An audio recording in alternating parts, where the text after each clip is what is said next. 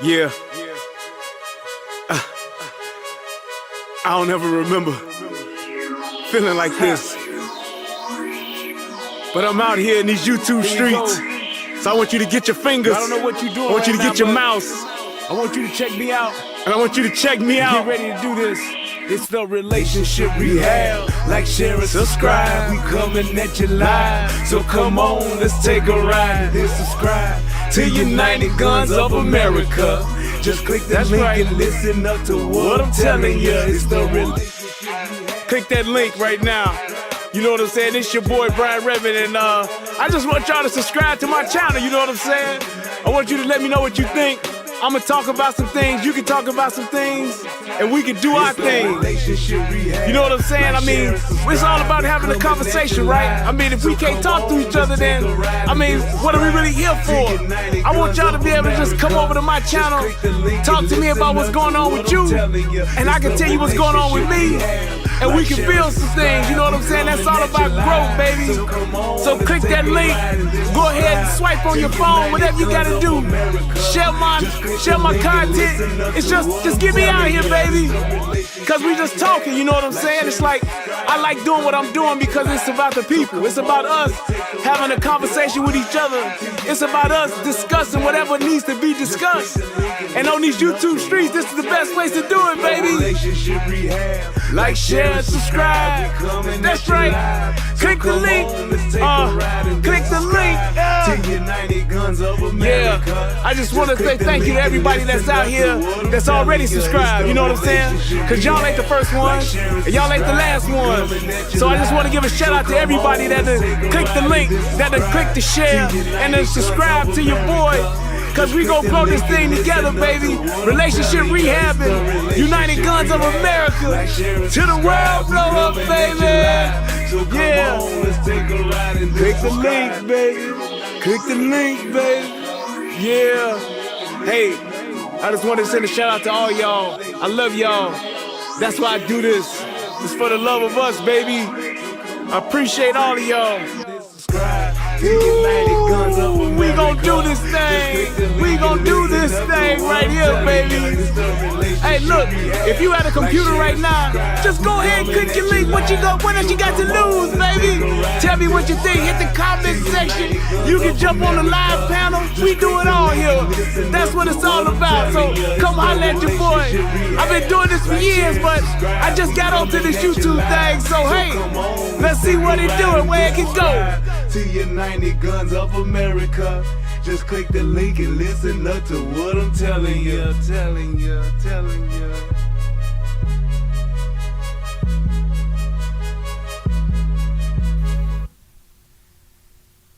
It's getting late.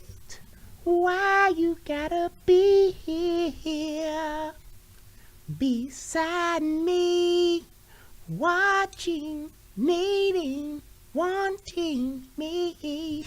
It's late, y'all, but I'm here. What's going on, everybody? It's your boy Brian Redmond, and yes, this is another relationship rehab on tonight. I know it's late, and I'm usually doing a show earlier than this, but tonight I said 2 tears in the bucket. Fuck it, let's take it to the stage. So here we are. All right. Without further ado, I want to get right into the show, but before I do that, I gotta listen to my favorite part of the show. Federal law allows citizens to reproduce, distribute, or exhibit portions of copyrighted motion pictures, videotapes, or video discs under certain circumstances without authorization of the copyright holder. This is called fair use and is allowed for purposes of criticism, news reporting, teaching, and parody. That's right. Which doesn't infringe of copyright under 17 USC 107. Yeah, buddy. First and foremost, I gotta give a shout out and a rest in peace to my man, one of the most iconic hip hop figures ever. None other than Biz Markie. Man, Joe, we done lost a good one today. I didn't even believe it. My wife was like, Biz Markie dead. And you know, my thing is not any celebrity. I'm telling y'all, anybody that tell you a celebrity is dead, all you gotta do is check TMZ. TMZ has never, and I mean never, been wrong about somebody dying. That's a celebrity. Never have. If somebody tell you that somebody died and they're a celebrity, don't believe that shit until you go and check TMZ. And when my wife said it, I was like, what? She was like, yeah, they said Biz Markie dead. I said, is it on TMZ? She was like, this is on Facebook. I said, don't believe that shit. And as she was saying that, I was going to TMZ. And as soon as I hit TMZ, front page, front and center, they had my man Biz on there. So, yeah, man, it's one of those tough ones, man. I guess somebody does beat the Biz, and that's old Grim Reaper himself. But I will say this: legendary beatboxer, legendary DJ, legendary song maker. It's really hard to come from the era that he came from and to be known for rapping, known for DJing, and beatboxing. He did it all. So, with that being said, oh baby, you got what I need. But you say he's just a friend, and you say he's just a friend. Oh baby, you got what I need. But you say he's just a friend, but you say he's just a friend. Shout out to Biz Markie. Rest well, my friend. You did a good job out here. You gave us a lot of great things, and you will live on through your music, brother. So, without further ado, let's do this. We're going to get into this here show on tonight. But first, I need to make sure y'all click that like button. Let me take this thing off of there. There we go, so we can see the chat. Shout out to Brandy. Hit your boy with $25. First one to donate. I appreciate you. Thank you. Thank you. But I will say this. I don't know what it is about. I guess Ben Carson, for some reason, he has this thing to where I don't know why people don't like Ben Carson. I don't understand it. I mean, I don't get how the minute somebody even says this man's name is, oh, here we go. I mean, this is with niggas, of course, but that's just what it is. It's like the instant this dude is brought up, every time he got something to say, it's like, fuck the facts that this dude spit, forget the logic that he talks about. It's like instantly anybody say Ben Carson, and this dude is like, he's not just somebody who's out talking. He's not somebody, he ain't like me, a nigga from the streets, a nigga from the hood that just so happened to trip and fall and get a microphone in his hand. This dude is an accomplished fucking brain surgeon. Do you know how smart you have to be to become a surgeon? Now, you have to be even smarter to become a fucking neurosurgeon. This dude fucks with your brain, G. I don't understand how people don't even take that into account to say, well, hold on, we at least need to at least hear what this fucker's saying. Right, UFO? People are more inclined to listen to Benjamin Crump than they are to Benjamin Carson. What kind of world are we living in? It's insane. People are more inclined to listen to Ben Crump as opposed to Ben Carson. I just don't get it. I just don't get it. It's crazy. Oh, he's from Baltimore. It's like, how did we get into a world to where people's, not just your words that you say, because I believe that, yes, you should make sense. I believe that you shouldn't just say some shit. I'm a big disbelieve in that. I hate people that just say shit that they don't know what they saying or why they saying it. They can't articulate what they're trying to say and will just say some stupid shit anyway. I detest that to a T. I do. I have a strong dislike for that. But this man is not stupid, to say the least. He's not a person who just goes and says the hot word that's out, the hot phrase. He's not that guy. Has never been that guy. So it's like, I don't understand why we don't at least give him the benefit of the doubt to at least hear him out. It's like, if we in a room, if there was a nigga convention and you gathered around all of the most influential niggas in the world and put them all in the conference room down at a convention center somewhere, and if that nigga raised his hand, it's like everybody in the room would be like, oh, this nigga. That's what people would do. They'd be like, oh man, go ahead, Ben. It's like, man, this dude is, I don't know. But somehow, some way, Ben Carson has found himself to become the donkey of the day on on one of the most iconic black social media outlets in the world. The Breakfast Club. It's like, you kind of like, I don't know, you just kind of like, the fact that you become donkey on the day on Breakfast Club, it really don't mean shit. It's really not a thing the way you should say. You should really think about what you're saying if you donkey on the day there, because it seems like any and everybody at some point in time has been donkey of the day. Hey, Brandy, that don't matter. The first doctor ever to separate conjoined twins, that don't mean nothing. He a coon. And so he's the first doctor to ever separate conjoined twins. Oh, that coon ass nigga. That nigga don't know shit. He's a grifter. Oh man, we don't want to hear what the fuck he got to say. He talking that bullshit. He's the first surgeon to ever use a scalpel. He invented the scalpel. Oh, fuck that nigga. That nigga didn't do that shit. He's the first surgeon to come up with anesthesia. Oh, no, man. That nigga, man.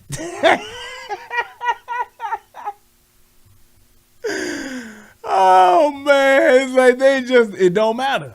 And it's like, it's so, if you just think about it, when it comes to niggas, when it comes to just nigga shit, honest to goodness, it really don't matter what the fuck a person's history is. If they like you, you can do no fucking wrong. You can beat a motherfucker's mama, you could kill a fucking kid, and niggas will find a way to excuse it. But if they don't like you, then it don't matter what you do. You could save their life, take a bullet for them, die for a motherfucker, and they still gonna be like, man, fuck that. And just when I said that, I could see Jesus saying, yup. Jesus like, sure right, nigga. Now, yeah, you. Jesus is like, yeah, you preaching now, Brian. Say you die for some niggas and they still motherfucking ass. Just won't take anything you got to offer into account. Like, nope. Hit you with the Shannon Sharp. Like, nigga, I just died for you. Nigga, that was on you. Ain't nobody asked you to do that. That's a nigga response. Hey man, that dude died for you, man. He took a bullet for you, and he's gone now because he wanted to save you. Hey man, I get that, but I ain't ask him to do that. Seriously? It's like, that's just what it is, man. It's like, I just don't understand how we have this thing to where we don't want to investigate. We don't want to validate, verify. We don't go back to no type of research. If you tell us, that's enough. We won't say, well, you know what? Well, maybe I should go back and look at what this person, maybe let me try to see what this person's trying to say. Let me see if this person actually has a point. Well, is there some truth to what this person is saying? We don't want to do that. We don't want to do that. Ashawn said, Brian, I saw people capping for Ben Crump when people said he lost cases. They were like, he's a civil attorney and was winning. Dude, the fact that you see this nigga pop up at every opportunity for a lawsuit, that lets you know what he is. And I'm telling you like this, I'm not one, what the hell is going on with my eyelashes? I'm not one to hate on a person hustle. I'm not one to try to stop a person from making their money, getting their check, whatever the case may be. But I am a person to say, hey, when you know what a person is and you see what a person does and they don't do shit but confirm it, why not just acknowledge that? If I tell you that water is wet, then I actually show you the water in the cup. And then I take it even a step further and pour it into your hand so that you can feel the wetness of the water yourself. Why for can't you just say, damn, you're right, water is wet? As opposed to, well, where you get that water from? That's a nigga response. Now you know that ain't all water. Like, what is the problem? I just don't understand it. And then this is my last one before I get into this, because you're going to see some of this in these conversations that I'm going to show you tonight. Why is it that when you show and prove what it is that you're saying with actual facts, and I see this with, and I'm just going to say it, more of I see it mostly in niggas, but then I also see it at the thing when it comes to liberals, Democrats, whatever you want to call it, the other side, if you will. When you show when you make a statement, then you go and verify it and back it up and support it with facts, and then even go as far as show the proof in the pudding and give example after example of what it is that you're saying. They won't say, wow, I didn't know that, or damn, I get your point. Oh, wow, yeah, that is correct. They won't say that. They'll totally go past that, dismiss that shit, and be like, okay, but see, here's what I'm saying. At the end of the day, it's like, hold on, man. Wait. I just proved to you what it was that I was saying, and you just won't acknowledge any of that? You're just going to say, well, the point I'm trying to make is, or this is the famous one that they love to say, well, let's just agree to disagree. No, nigga, you don't do that with facts. You don't do that with factual evidence. There is no agree to disagree when it comes to a fucking fact. If we gonna argue over who is the best football team of all time, and I say the 85 Bears, and you say the 84 49ers or some shit like that, or you say the 92 Cowboys, all right, we can agree to disagree. We can say, I think it's better that way, I think it's better that way. But if I can show you some factual evidence about something that you said wasn't, or that I'm saying is, that's not an agree to disagree. That's a you was wrong, I was right. You need to acknowledge that. I'm just saying, that's just conversation etiquette 101. I just had to put that out there. But let's go ahead and let's get into what's happening. And we're going to talk about, first off, the donkey of the day, because that's going to kind of like show what Ben Carson said. And then we'll get into how that shit happened. I don't know why I do that every fucking time when I'm looking right at. I know what I need to do. I need to move that. Yep. That's why. I just figured out why I'm doing something that I didn't want to fucking do. That's smart. I love it when I get smart. I'm smart. I'm smart. That's that Fredo. Yep. I sure did. And there we go. I fixed it, right? Because you should now show me what it is that I really want to see. Yes, there we go. Perfect. Good deal. I am so smart. SRMT. I am so smart. SRMT.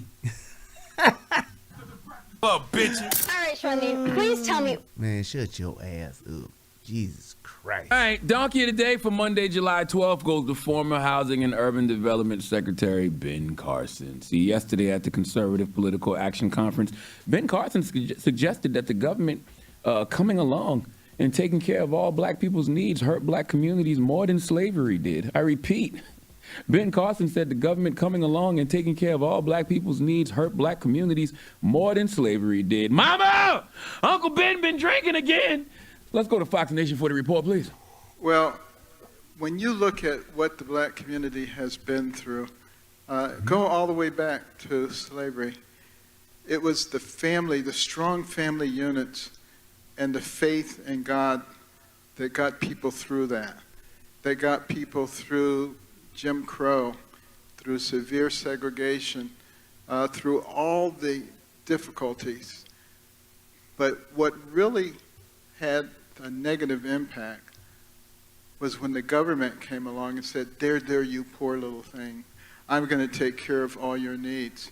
And started implementing policies that were destructive to family formation. Those are the things that have hurt the black community the most.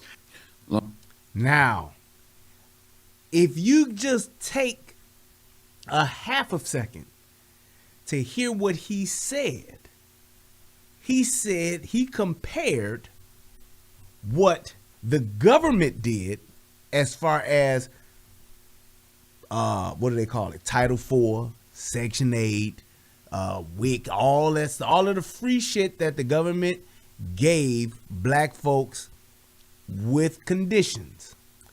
And he compared that to not slavery, but he's comparing it to how we endured slavery. He's comparing it to the thing you talking about, the worst period in black folks' history that came to America. In our entire history, the worst time for us was during slavery. And he's saying the way that we got through that, he said two things: family and faith. That's what he said. He did not say that he didn't say what he's going to imply right now.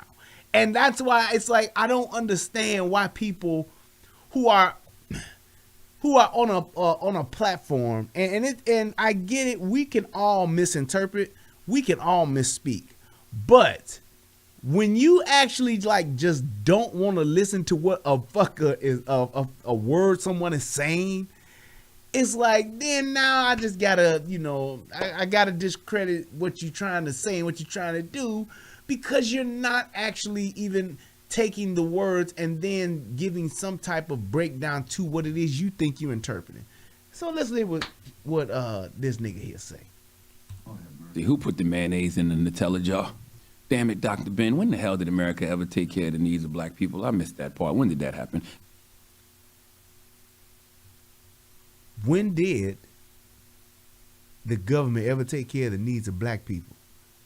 Nigga, take your ass to any motherfucking Section 8, any fucking WIC office, public assistant office, whatever the fuck it is. The government, via taxpayers' dollars, is doing it right now as we speak. Like, how do you not acknowledge that? Like, I don't know. It's like you just totally I am going to make up some shit to make what Ben Carson said stupid and just not a factor, and take every piece of factual evidence and validity that he had to his statements, just take it away. Like, are you serious? The motherfuckers who get a check every first of the month. You mean to tell me that the government is not taking care of them? Do y'all remember when they threatened to take that the government was going to was not going to be able to send out the actual the public assistance check because the government was going to be on strike essentially. They was going to shut the government down. Niggas lost their mind. Motherfuckers was on TV. Motherfuckers was on the news talking about what is we going to do. Do y'all remember that? That was just a hint of a threat of it, a possibility, not the check never coming, but the check gonna be delayed. I'm sorry, people. For the first time in 35 years, we may not be able to get you your check on the first. And them niggas said, oh, what is we gonna do? How's we gonna survive? I got to have this check. Niggas lost their minds. They couldn't believe it. They said, hey, you might not get your check this week. Motherfucking niggas took to the streets and was like, shit. Y'all gonna give me my check. I need my check. Fuck that shit. It's crazy. But there's one lie. That's a whole other conversation. Let's stick to the matter at hand. Now, we was on vacation last week. I was at home in the low country, 843 all day, dropping the clues bombs to the 843. I was with my man, Damon Fordham, one day. He's the author of the books, True Stories of Black South Carolina and Voices of Black South Carolina, both available on Amazon right now. And I'm bringing this up because we were downtown Charleston, and Damon was taking us on a tour because I had some folks from out of town with me and they wanted to see Charleston, right? If you know anything about downtown Charleston, then you know Gadsden's Wharf, where they are building the International African American Museum, is a wharf where some researchers have estimated that 40% of enslaved Africans in the U.S.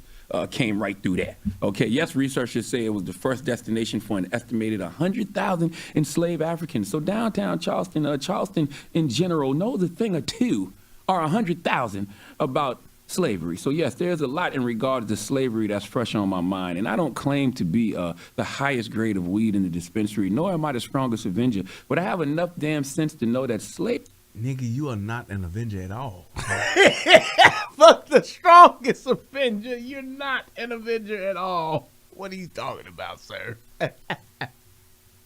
Slavery was not good for black families in America. Okay, it's really laughable. I just hear things like this and say to myself, why do people always try to find the strongest avenger? But I have enough damn sense to know that slavery was not good for black families in America. Okay.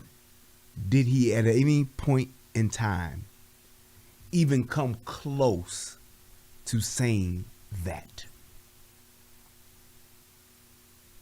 From what they played, what he played on his show to make his point in order to give him Donkey of the Day, did he at any point in time say that? Correct me if I'm wrong, because I could have misinterpreted, I could have misheard, I could just flat out have what it is I'm trying to say wrong and have heard different. If y'all heard him say that, let me know so I can rewind this motherfucker and go back to it. Because I never heard him say that. Laughable. I just hear things like this and say to myself, why do people always try to find a bright side to slavery? What's the point? He didn't. Okay. He did not try to find a bright side to slavery. In no shape, form, or fashion did he try to do that. He pointed out the strength of the family dynamic and the fact that the family dynamic that we had, which was, hey, it didn't matter who your daddy was, who your mama was, the fact that you here on this plantation, on this whatever, we are together. That's essentially what he was saying, and we took care of each other. And we carried that on, not just in slavery, but throughout, until we got into the fucking 70s. That shit didn't start falling apart until the 70s, which is when Title IV came along and they started putting women in charge of shit so that they could run the household because they wanted to get the man out of the home because that was the best way to actually destroy the black family dynamic. Plain and simple. That's what he said. All this extra shit he's talking, he's literally making it up. And I saw somebody in there earlier saying, never blame the dummy, blame the followers of the dummy. And you're right to a degree, but the fact that people will not even, because here's why I'm saying this about this particular show, and I'm talking about this in this way, because I want people to start to challenge when somebody says something regardless of the platform that they're on, because you will see somebody that's on a popular platform, and just because they are on that popular platform, anything they say is law. Anything they say is gold. Anything they say, word is bond, nigga. Facts.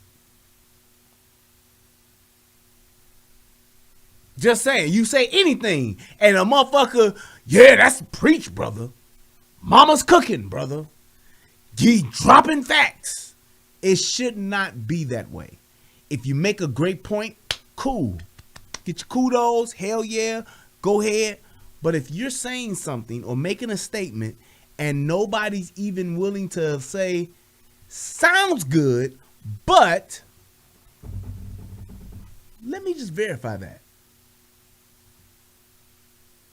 Oh man, that kind of sounds good, but let me verify that. Then that's why I'm speaking the way that I'm speaking and saying what it is that I'm saying about this particular show. Because that's where we need to get to that point to where, yeah, I hear what you're saying, but you best believe I'm going to verify and follow up on what you're saying. Just be, and it's not that I got something against you. It's not that I don't want to believe you. It's just that I want to make sure that, number one, I know what it is that I'm agreeing with. And number two, I want to, if I really do care about your message and your platform, I want you to be right too. I can, and you know what? I can clearly remember, especially when I first started listening to Tommy. Shout out to my brother Tommy, wherever you at, bro. Hope you're having a good time, or you're resting, or doing whatever it is you want to do. But I remember in the beginning, when I first started listening to Tommy, the shit he was saying was so wild that I was like, this nigga is crazy. Then I said, this nigga can't be crazy. This just can't be life. It can't be. And I said, well, hold on. Maybe he's talking from this perspective and from this point of view because he's actually trying to get me to do what it is that I'm doing, which is questioning what it is he's saying. And there was shit that he would say all the time that I would go and be looking up. Watching the show or listening to the show, I'd be on my computer looking the shit up that he's saying and be like, damn, that nigga right. Damn, that nigga is. Damn, that shit is true. Damn, that shit is right. How come ain't nobody never said that? It intrigued me to the point to where I understood that there is a part of us that needs to be able to verify what it is that's being said, but to seek our own understanding of shit. And that's definitely one of the things that I learned just being a part of Soto Nation, having a good time, all that great stuff. But looking into it and seeing it for yourself and confirming it, man, if I tell you 92.8% of the people in the black community smoke marijuana, somebody I would hope in the chat would just look that up just to see where I got it from. See what happens when they Google it, just to see where it takes you. Because you might find something, and it could be, oh, well, it's not 92.8. It's actually 92.3. It could be something that trivial, but then again, it could be something where I could have read it wrong. I could have saw something where it was like, you could have saw something to be like, oh, wait, hold on. Here's another interesting fact to go along with that. So it's like, and that's one of the things that I love about Soto Nation. It's like all of us, we have this thing to where we want to, we want to learn more. We just do. And just giving an example, when I started talking about Ben Carson, people who knew about Ben Carson started putting this stuff up. Brandy said, damn, first surgeon to separate conjoined twins. I knew that, but the fact that she put it out there, maybe there was someone who didn't know. That's how you foster a culture and have an online community of, hey, we're all here sharing knowledge. We're all here being a part of the conversation, a part of the platform. And we're offering up things that maybe you didn't know or you did. There could be somebody who's watching right now that did not know that. That could have just gotten hip to Ben Carson a couple of years ago when Trump was running for president. Didn't know shit about him, didn't know who he was. That's just what it is. It's like when you look at those different things and how people approach it and offering up that information, especially, and that's why it's so important too, a lot of times to stay on topic. Like when you in the chat, if I'm talking about this, it's kind of counterproductive. It's not kind of. It's counterproductive for you to start talking about Tupac and Biggie and who was better. Just saying. You say Dr. Ben Carson, family? Dr. Ben Carson, do you know that slave labor for a slave owner took precedence over an enslaved person's personal needs, including family? Enslaved people worked all day, early in the morning until late at night. A father most times lived several miles away on a whole other plantation than his family, and probably only got to see his family a couple times a week, and that is only if he was close enough to see his family. Yes, there were times when some enslaved people lived in nuclear families with the mother, father, and children. They all had the same owner, but a lot of families, the family members had different owners. Okay, some large plantations had the children under the care of one enslaved woman who had to feed and watch over them all day while their parents worked. If you think that's what strong family structure is, Dr. Ben, then you need to figure out a way to do brain surgery on yourself, okay? Because I refuse to believe. And all that he ran off about slavery was true, but it had nothing to do with his initial statement that Ben Carson made. Nothing at all to do with that. So all of that wonderful tangent that he went off on, all of the points that he made, talking about the museum and talking about 40% of slaves that came through the Charleston area and how it was a hub for slavery, whatever, one of the hubs for slavery.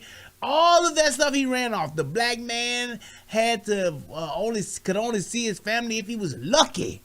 Once a week on Sundays, he had to work from sun up to sundown every day.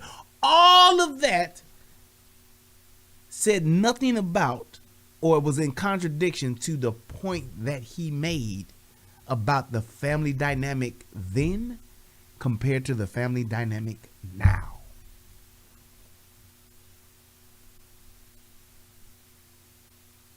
None whatsoever. It's one of those things. Oh, somebody just donated. Let me give you a shout out. Let me see.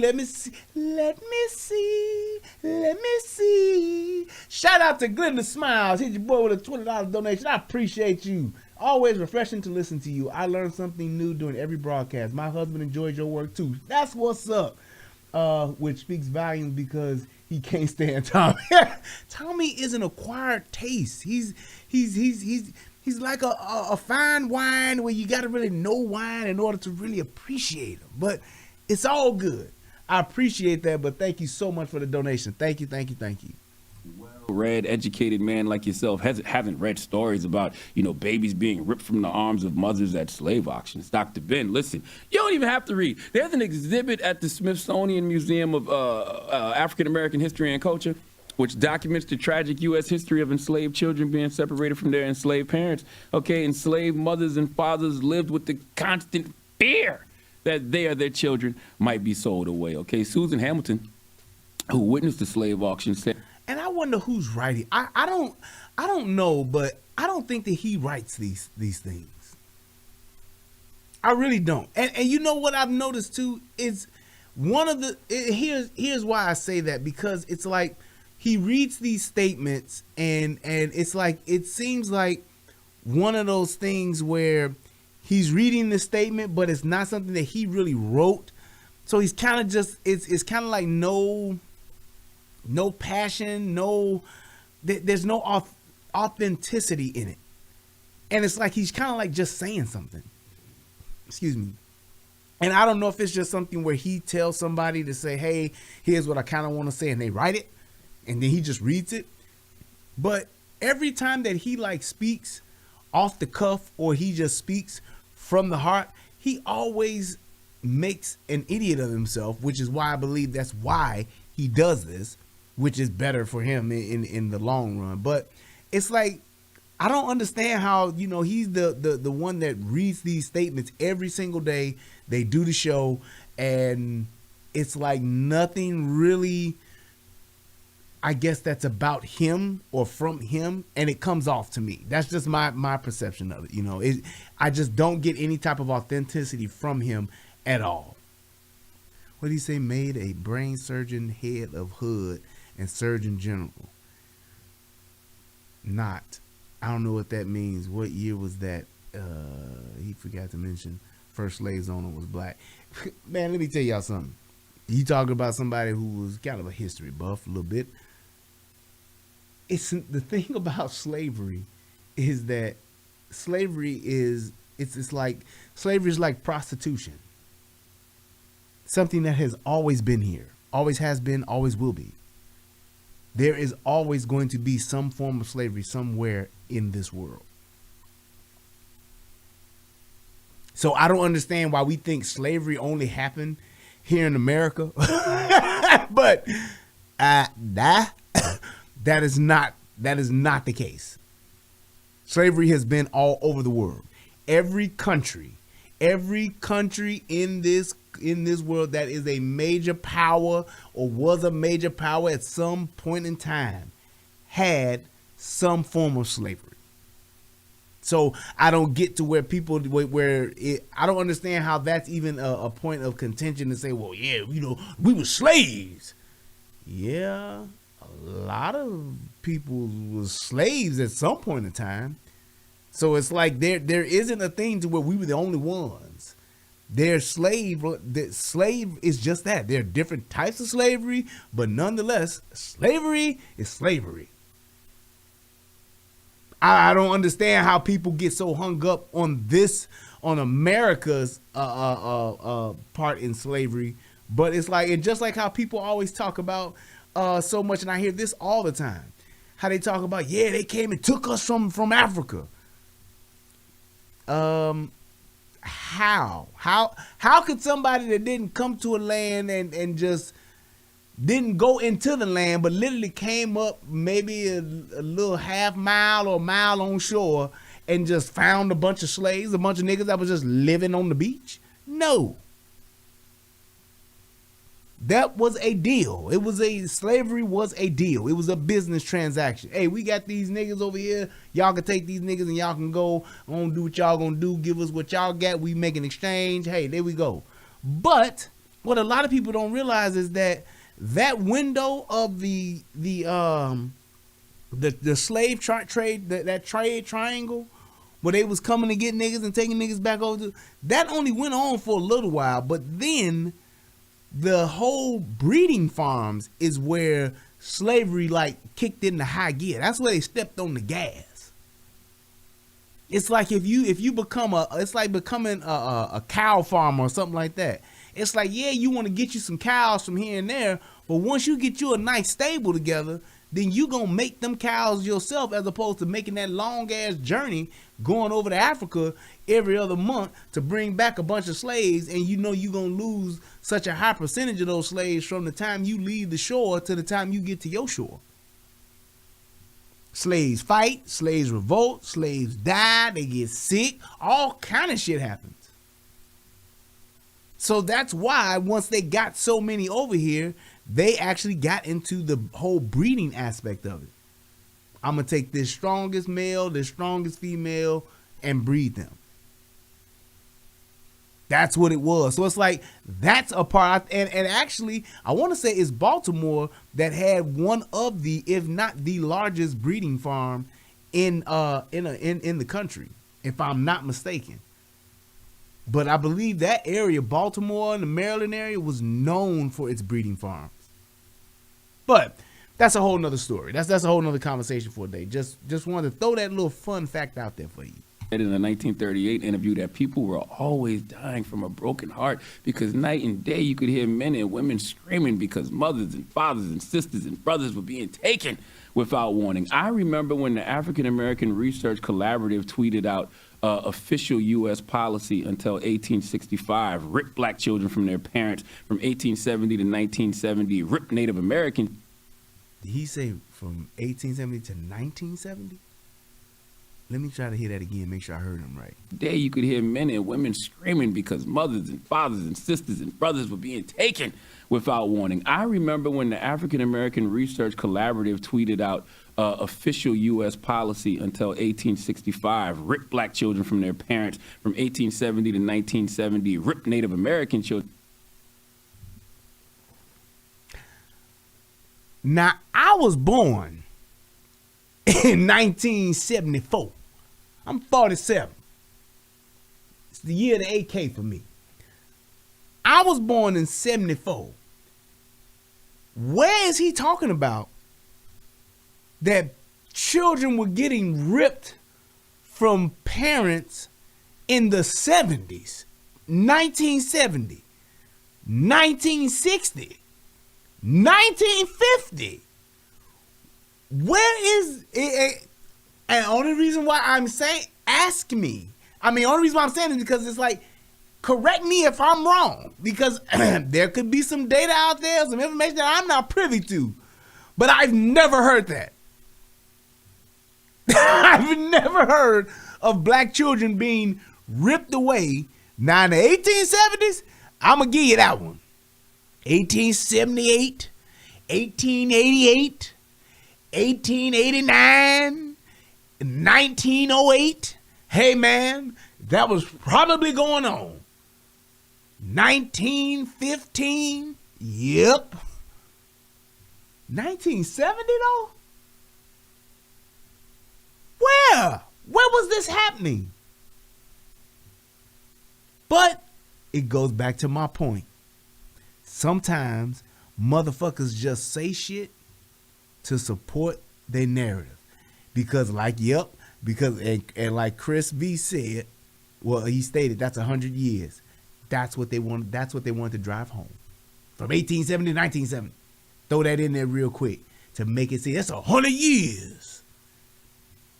That's 100 years, man. That's just like when people say 400 years of slavery, 450 years of slavery, almost 500 years we were slaves, y'all, and we still ain't free. When you have that type of mentality and you're saying that type of thing, you tell a lie long enough and it'll become the truth. Ask Hitler. Tell a lie long enough, this shit'll become the truth. People will take it as truth because they've heard it for so long. That's why it's so important when you hear stuff like that to say something about it. JW said, bet they will never have Ben Carson on the Breakfast Club to have a discussion neither. Nope. Oh no. Oh no. Y'all know, and this is what's so funny to me. Well, it's actually not funny, it's sad. You have a platform like the Breakfast Club. And ain't it odd that the only people that actually get to come on there and actually get some time are like the same people? If you ain't joking and laughing and hee haw-hawing or coming with a super left agenda, they ain't trying to have you on that show. They just not. They're not having you on that show. If you ain't talking about some real powerful homosexual faggotry shit, or if you ain't talking about anti-Republican conservative shit, or you ain't making them laugh up there to say, hey, yeah, remember that time I would be at Caroline's on Tuesday. If you ain't there to do that, or ain't got no hit song, you will never, ever get a chance to be on that motherfucker. Never, ever. That's just what it is. And I'm going to say, now there's maybe one or two, because that just made me think about that that politician dude, light-skinned, older cat. That was, I can't think of his name. But he was a smart dude. But he actually had some real context when he was on there. He actually had some real things to say. But he was talking about politics and all that kind of stuff. I forgot his name. Damn it. But 98% of the motherfuckers that come on there doing one of them other three things. Well, they brought Angela Stanton on because they know what they going to get with her. It's going to be a bunch of back and forth and a bunch of drama, and eventually they just going to say, well, I just think this and that's what it is. No. We talking about somebody who actually is a creditable source, has an actual, like, strong history. I mean, because even with her history is marred like a motherfucker. Motherfuckers going to be talking about her record and what she did before. So it's like that. You won't bring a person on, like the gentleman said earlier, they won't bring on a Ben Carson. Ben Carson ain't got no fucking record.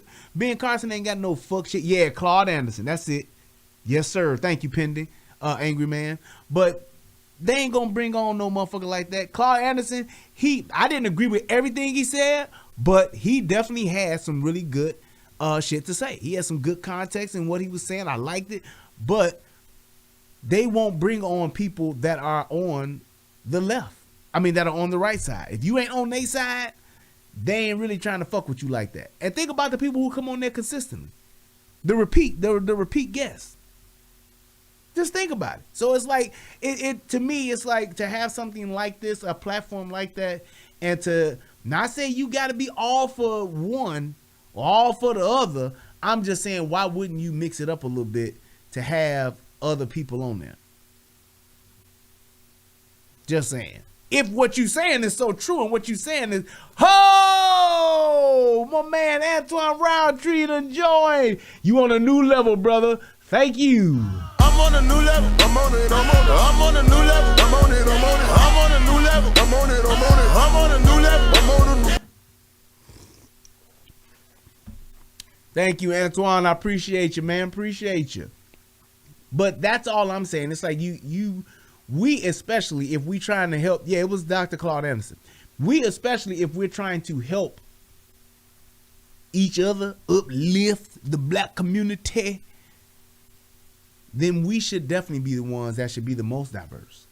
We should definitely be the ones that want to have everybody's point of view get heard at some point or another.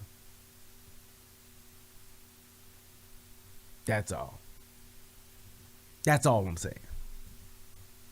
But let's go. From their parents. Now rip children of immigrants and refugees from their parents. Hashtag this is America. Hashtag where are the children? Yo, how about this, Dr. Ben? Just Google the effects of American slavery on African-American families. There's so many different videos you can watch. There's a great video featuring Dr. Sidney Ball and Mr. Marlin. Do we have some of Dr. Sidney Ball talking about the impacts of slavery on the black family? Let's listen. One of the ways that families were separated during slavery was, to sell off the family in pieces. Basically, when you have a young boy who is 10, 11, 12, in those leaner work years, I guess you can say, the slave owner feels like he can get a good 10, 15, 20 years out of him. That is prime money, as opposed to an older woman who's not capable of being in the fields or doing a lot of the hard labor. So the women may stay behind, but the men may be sold off, or the women may be sold off. They're deemed as useless, and the men stay behind. I get it. Tell me something I don't know. But again, I have to go back to this. He never said that. What he said was the culture that we had as slaves niggers, black folks, whatever you want to call it, the culture that we had and the principles and the standards that we had when it came to family, he said that's what got us through it. That's how we survived it. That's what he said. All this extra slavery, black history, 201 that you bringing to us, I get it, but it has nothing to do to counter the point that he made. It does not. It's true. It's factual, except for that 1970 shit. Wasn't no kids getting snatched from the arms of slave mothers in 1970. I'm sorry, but that shit just wasn't happening. But that being aside, maybe you misspoke. I don't know. But the point is, he was saying that the way that the family dynamic was during slavery, after slavery, is what, I mean, not after slavery, but during slavery is what actually got us through slavery. That's all he was saying. Comparing it to today with the family, the black family, pretty much being supported by the government and its effects that it had then, I mean today, and the effects that slavery had on us as a family then. That's exactly what he's saying. I don't know how you got that mixed up and got into this fucking history lesson, but I guess. Another way would be within the plantation. What's up, you King had Cardell? slaves that were in the field, same family, and other family members were in what was called the big house. And this started division not only among families, but within the African American race. Those that were in the big house were usually African Americans of lighter complexion. And if you have families that only see each other in the late evening or maybe only once a week on Sundays, that's a way to separate the family when they're legitimately on the same property. That don't sound like strong family structure to me. He didn't say that. He said that's how we got through it. Jesus Christ. A father had a child. When he fathered a child, when the male fathered a child, he had no authority over that child. Only the authority that the slave master allowed. So black folk could not deal with the humiliation, so they chose other ways in which to deal with it. So they ignored it. So the males became distant from the obligation of his family. That has had a devastating effect on us because those things were passed down. Those things were part of our traditional experience here in America. And what he was saying is that that's how we survive. Case in point, let me be a little transparent. My father's side of the family, when we have our family reunion, is a 3-name family reunion. We get Blakes, Spites, and Gibbs. Down from the SIP. We have 3 names in our family reunion. Our family tree is started from 3 names, last names. Those 3 names and how that came about is that our family started during or after slavery. Those 3 people stayed together to be family.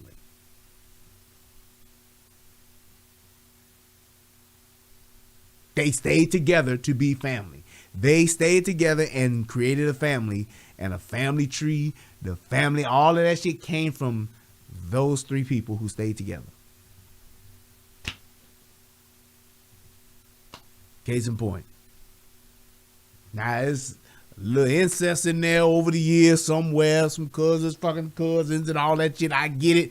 But when you're talking about how that happened, how did we get to that point? It was that broken.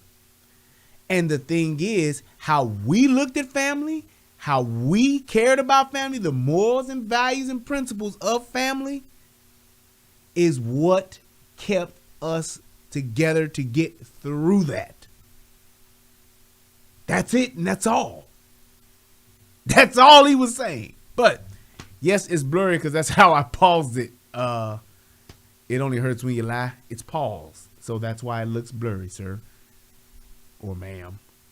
This is why I don't care if it's critical race theory, the 1619 Project, whatever. The history of black people in this country has to be taught, and it has to be taught honestly. Because you have guys like Dr. Ben Carson out here attempting to revise history, and I don't understand why. How did he try to revise it? In what way did he try to revise it? He simply made a statement and made a comparison based on then and compared it to now. And it was actually quite accurate. This dude said he's trying to revise history by making that statement that he made, which had nothing to do with the fucking dissertation that he just did on slavery. Nothing to do. Well, if my image is blurry, I know my internet is popping and my shit is over 400 megs and YouTube ain't fucking up. I'm looking at it here and here in two different places, and that shit is amazing. So you need to restart whatever the fuck device you got. It only hurts. And you need to see if that improves it or lower your quality or something. Your internet ain't good. But I'm just saying that's just what it is. It's like he gave that long dissertation trying to say this is what, trying to counter what Ben Carson said. That is not what he said at all. I don't know. It's like if I get up and say, you know, the cars of today are much better than they were tomorrow. Than they were, not tomorrow. The cars of today are way better than the cars of yesteryear. And then a motherfucker come and counteract me and start talking about the important and the impact that the Ford Model T had on the entire world. Motherfucker, you right. But that's not the point I'm making. The point I'm making is about the cars of today are better cars with the technology, the efficiency. All of that shit is better today than it was when the Ford Model T was out. That's just a fact. You talking about the impact that the Ford Model T had on the economy, the impact that it had across the world as far as transportation and being able to build them and mass production and all of that. It's true information. It is factual information. But it doesn't counter what it is that I'm saying, sir. I don't know. I don't understand. It's like, but this is what they do. And he does this type of shit all the time on The Breakfast Club. It's like, why do you just come with some shit that you just want to talk? Now, if he just wanted to talk about this, that's one thing. But trying to say that Ben Carson don't know what the fuck he's talking about, and this is why, that's not accurate, sir. Tell the truth, shame the white devil. Stop trying to make America something it's not. We can't heal what we don't reveal. We keep trying to come up with solutions for America's sins, but we won't ever get there if we don't acknowledge the problems. And what are the problems? And Brandy, last I checked, shit is not white. So you being white as shit, I don't know how that looks. Maybe after it's been petrified and been out in the elements for a few weeks, it might be, but shit is not white. It's usually some form of brown. Or if it's black, you either a newborn baby or your ass is sick and need to go to the doctor. But be that as it may, what exactly or what truth is he talking about that he wants people to say, want people to know? Please let Remy Ma give Dr. Ben Carson the biggest hee-haw. Hee-haw, hee-haw. I You hate stupid motherfucker. Are you dumb? that shit. Is so stupid. It's okay. It's okay, right? Are you dumb? We'll figure it out. That is so fucking stupid. That shit pisses me off. I hate the way that she talks. But whatever. What did he say? Another question. Why should we stop talking about Black history? So here's my opinion on that. I agree with Morgan Freeman. Morgan Freeman said, if you want to end racism, if you want to stop racism, he said, number one, stop talking about it. He said, number two, you need to do away with shit like Black History Month. Black history is for blacks. It is for us to, it's about blacks. So it's for blacks. It's for us to teach. It's for us to talk about and to perpetuate. It should not be a thing that is put into schools. It should be something that is like, it's like FUBU, is from us and by us, or for us and by us. That's how it should be. That's just how it should be. So should Jews stop talking about the Holocaust? Jews talk about the Holocaust, but we talking about Jewish history. Who does that? Where do you learn about Jewish history? Where do you learn about Jews? Had the Holocaust not been a world-renowned thing, but it's something that they talk about and they teach. Have you ever heard of Jewish school? No. That's what I'm saying. What they talk about in public schools, what they talk about in that's different. Have you ever heard of Jewish school? Have you ever heard of Greek school? You know why you've heard of that? Because they actually have it. Because when you got people teaching this shit and it ain't based in our own culture and in our own communities, then you have motherfuckers saying shit like this, like kids was being taken from mothers from the 1870s to 1970s.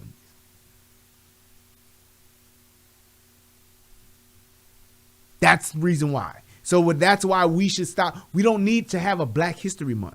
We should teach each other about our own history. Because here's the thing. We shouldn't talk about it in school because that's the only time that our children learn about it. And the only time that our children learn about history is when we were slaves. You ask most niggas or most black children, tell me about black people. The only thing they can tell you is Egyptians and slavery. They go from Pharaoh to Martin Luther King. What the fuck happened in between that time? From the pyramids to the motherfucking slave auction block. What the fuck took place in between that time? And what class do I take in school to learn it?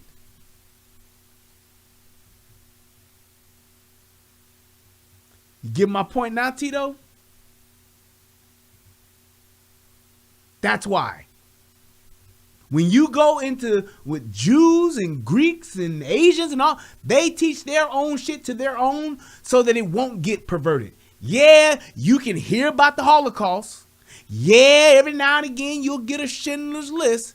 Compare how many movies you've seen about the Holocaust to how many movies you've seen about slavery. How many TV shows have been put on the air about the Holocaust? Name them. How many shows are on television about slavery or have been? How many movies are done about the Holocaust? How many movies are done about slavery?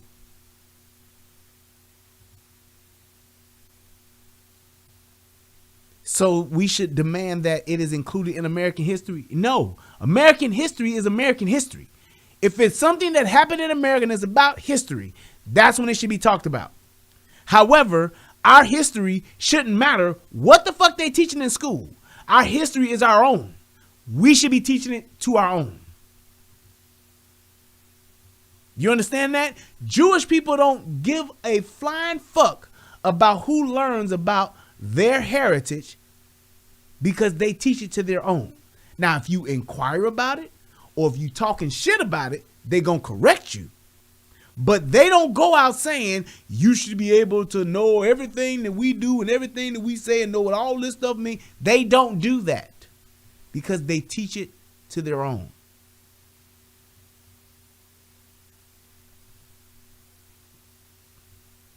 Nope. When you talking about, and like I said, answer my other question, when you talking about how many movies do you see, how many TV shows do you see about slavery compared to the Holocaust?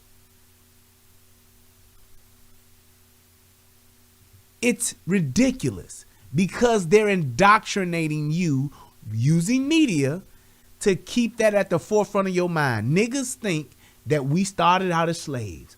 Period. Period, point blank. Roots, Amistad, 12 Years a Slave, Glory, Django. It's like you can keep going. What's the shit they got on the WB? The Harriet Tubman movie. The movie about my man Nat Turner.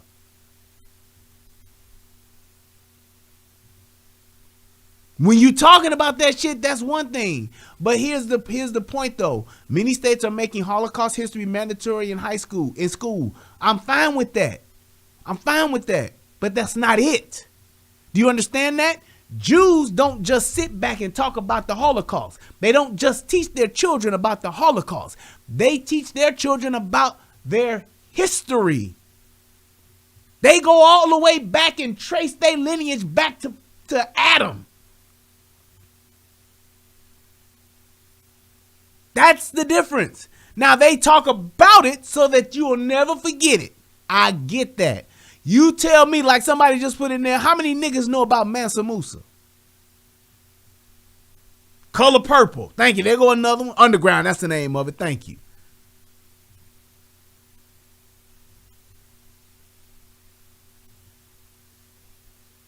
Birth of a Nation. That's it. That's the one with the Nat Turner joint. Do you see that? Tulsa, Rosewood. What's the point? All I'm saying is what we know about our history is only coming from one source. The public school system. Why is that? How come we aren't teaching that to our own? Now, if we want to say, hey, we ain't gonna never let y'all forget about slavery, I'm fine with that because that's a part of American history. However, it's our only source of our history is taught to us as children and young adults. It comes from an elementary school aspect, and it's only talking about slaves. Yeah, you know, you were slaves picking cotton, picking tobacco, working in the field, getting whipped by white folks. Why is that? And that's it. That's all we know. That's it. We don't know shit else.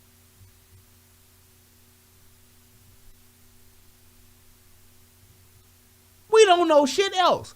That's my point. If you want to overcome this so-called the slavery aspect, you want to overcome, you want equality, educate your own. How come our children don't know as children all of the great things that we've done as far as inventors? So that they, as opposed to learning about slaves. Well, I got to learn about Eli Whitney. He invented the cotton gin. He was a slave. How come we ain't talking about the motherfuckers that was here before then? How come we not talking about the mathematicians of Africans? How Africans was showing niggas how to farm and all that shit. We were the motherfuckers that showed motherfuckers how to do all that kind of shit. How come we're not teaching that to us? We're not. And it's nothing wrong with learning American history. But when it comes to African American history, that should be taught by African Americans. Black Americans should be teaching black folks about their history. Because our history just don't start here. Before we got here. When we was over there on the other side of the pond. That's what matters. Because every culture, every different nationality, they all do it. We're the only ones that don't.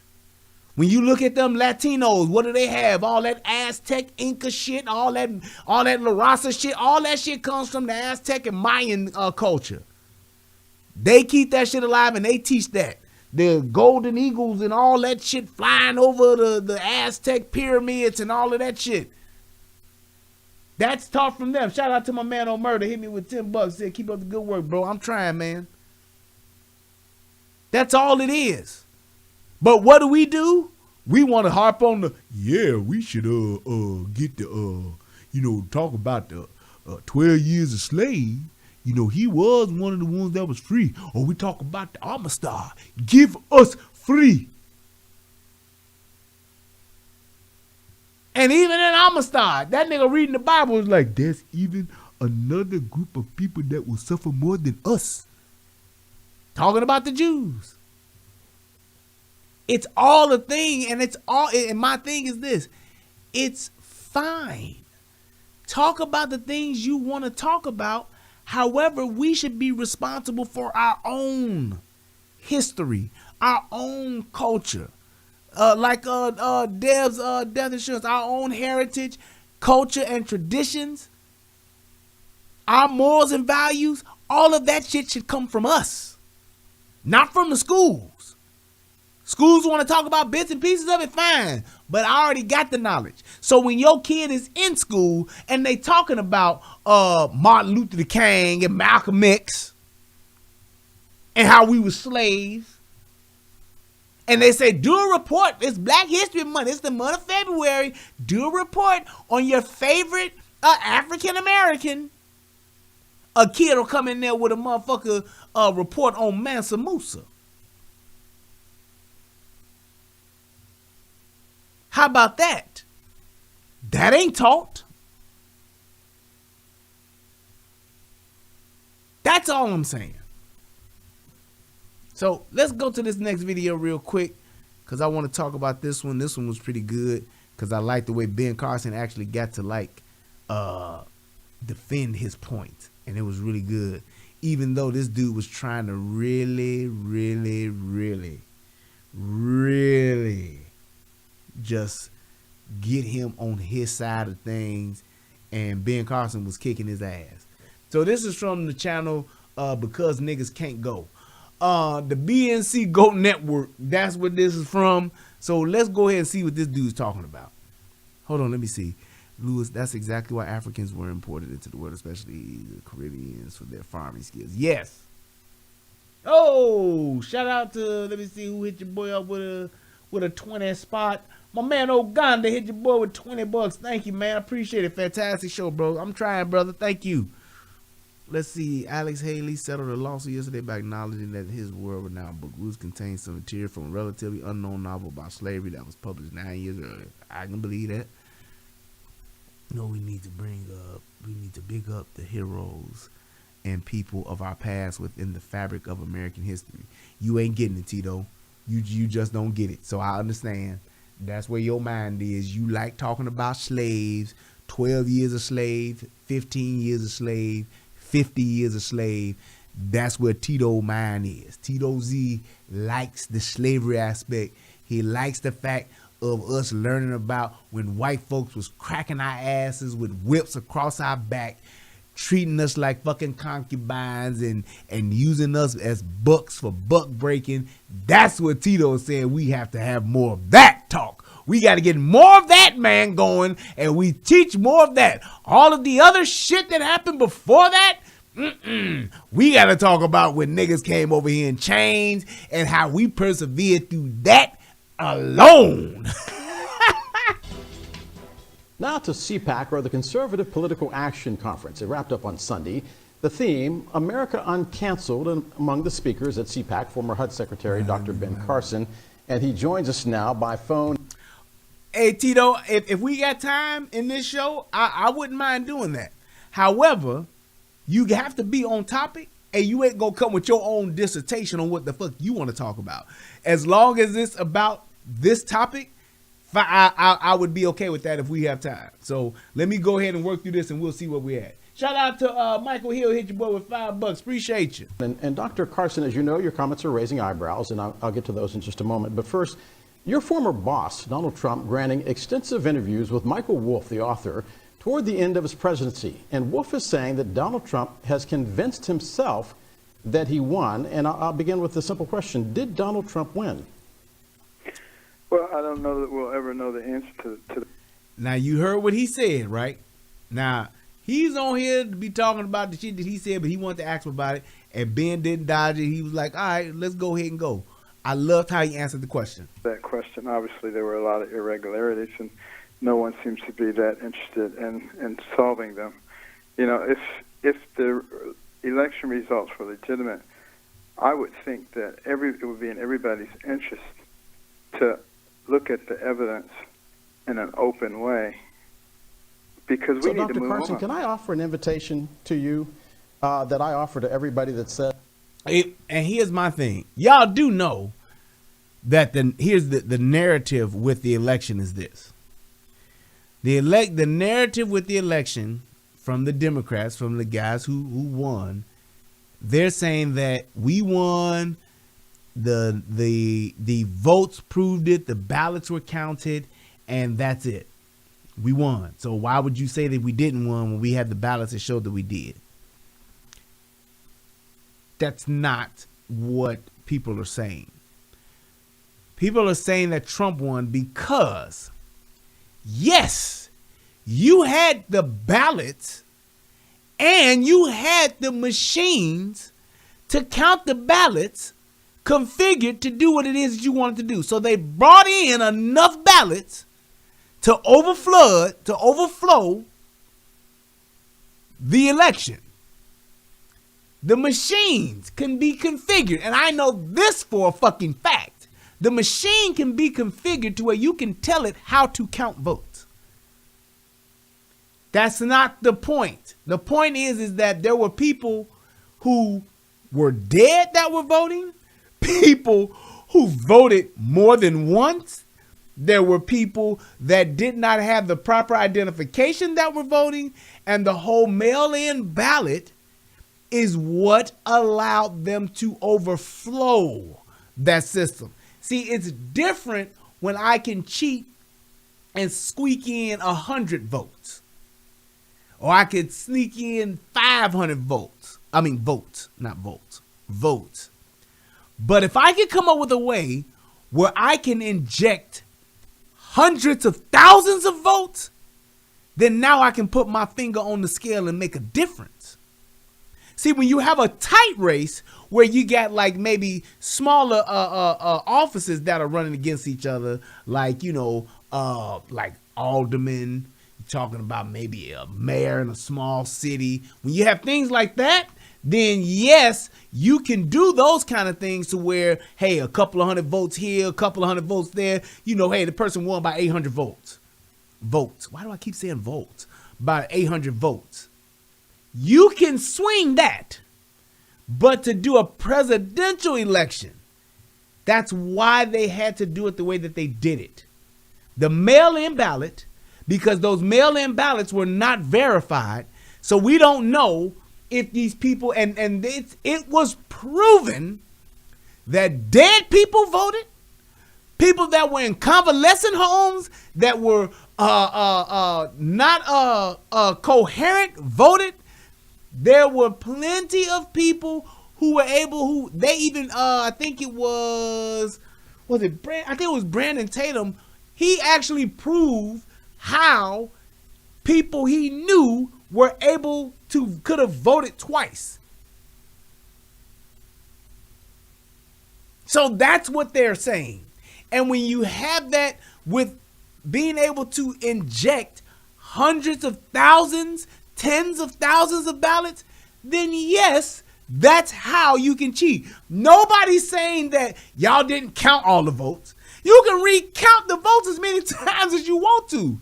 If I done put in 100,000 votes for my candidate, motherfucker, you can count the shit 5, 6, 7, 8 times. It don't matter. The numbers are still gonna come out the same. The fact that they said that this motherfucker has gotten the most votes ever. He got more votes than Barack Obama. That lets you know what it is. This motherfucker didn't even campaign. How, Sway? Obama was out in them streets every day. This nigga didn't even campaign in a pandemic during a lockdown where 85% of the country was sheltered in place. How the fuck does this nigga get the most votes ever? Not the most votes in the election. No, nigga. This nigga is the GOAT of votes. It is what it is, but you're not going to tell me that there was not any type of nefarious behavior or illegal voting that took place. You're not going to tell me that did not happen. Now, you can count them motherfucking ballots 4 times different and twice 4 days a week and twice on Sunday. You can go ahead and do that because the numbers are going to be the numbers. But I'm telling you that what most people are saying when they say that this motherfucker didn't win is that there were illegal votes that were counted. The people who actually gave affidavits and testified and said that they were not allowed to verify voters. That's how you cheat. When you close the polls and then have motherfuckers pull out bins of fucking votes and start running them shits with nobody around to validate or verify or contest any of them, that's how you get the most votes. That's it. So it's not like, and my thing is, I get it. I know what it is. I'm not gonna be like Trump still won, Trump won.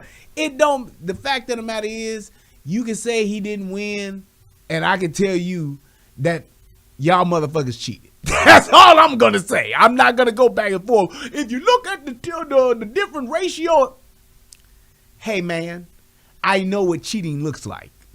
That's all I'm saying. And you're not gonna tell me that, because here's the thing: mail-in ballots have always been available.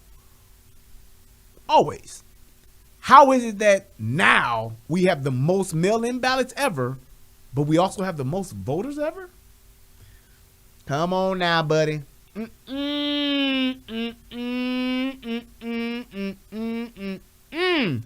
I can't go for that. There have been a lot of lies said around this dinner table here tonight, but that you can't believe. That's it.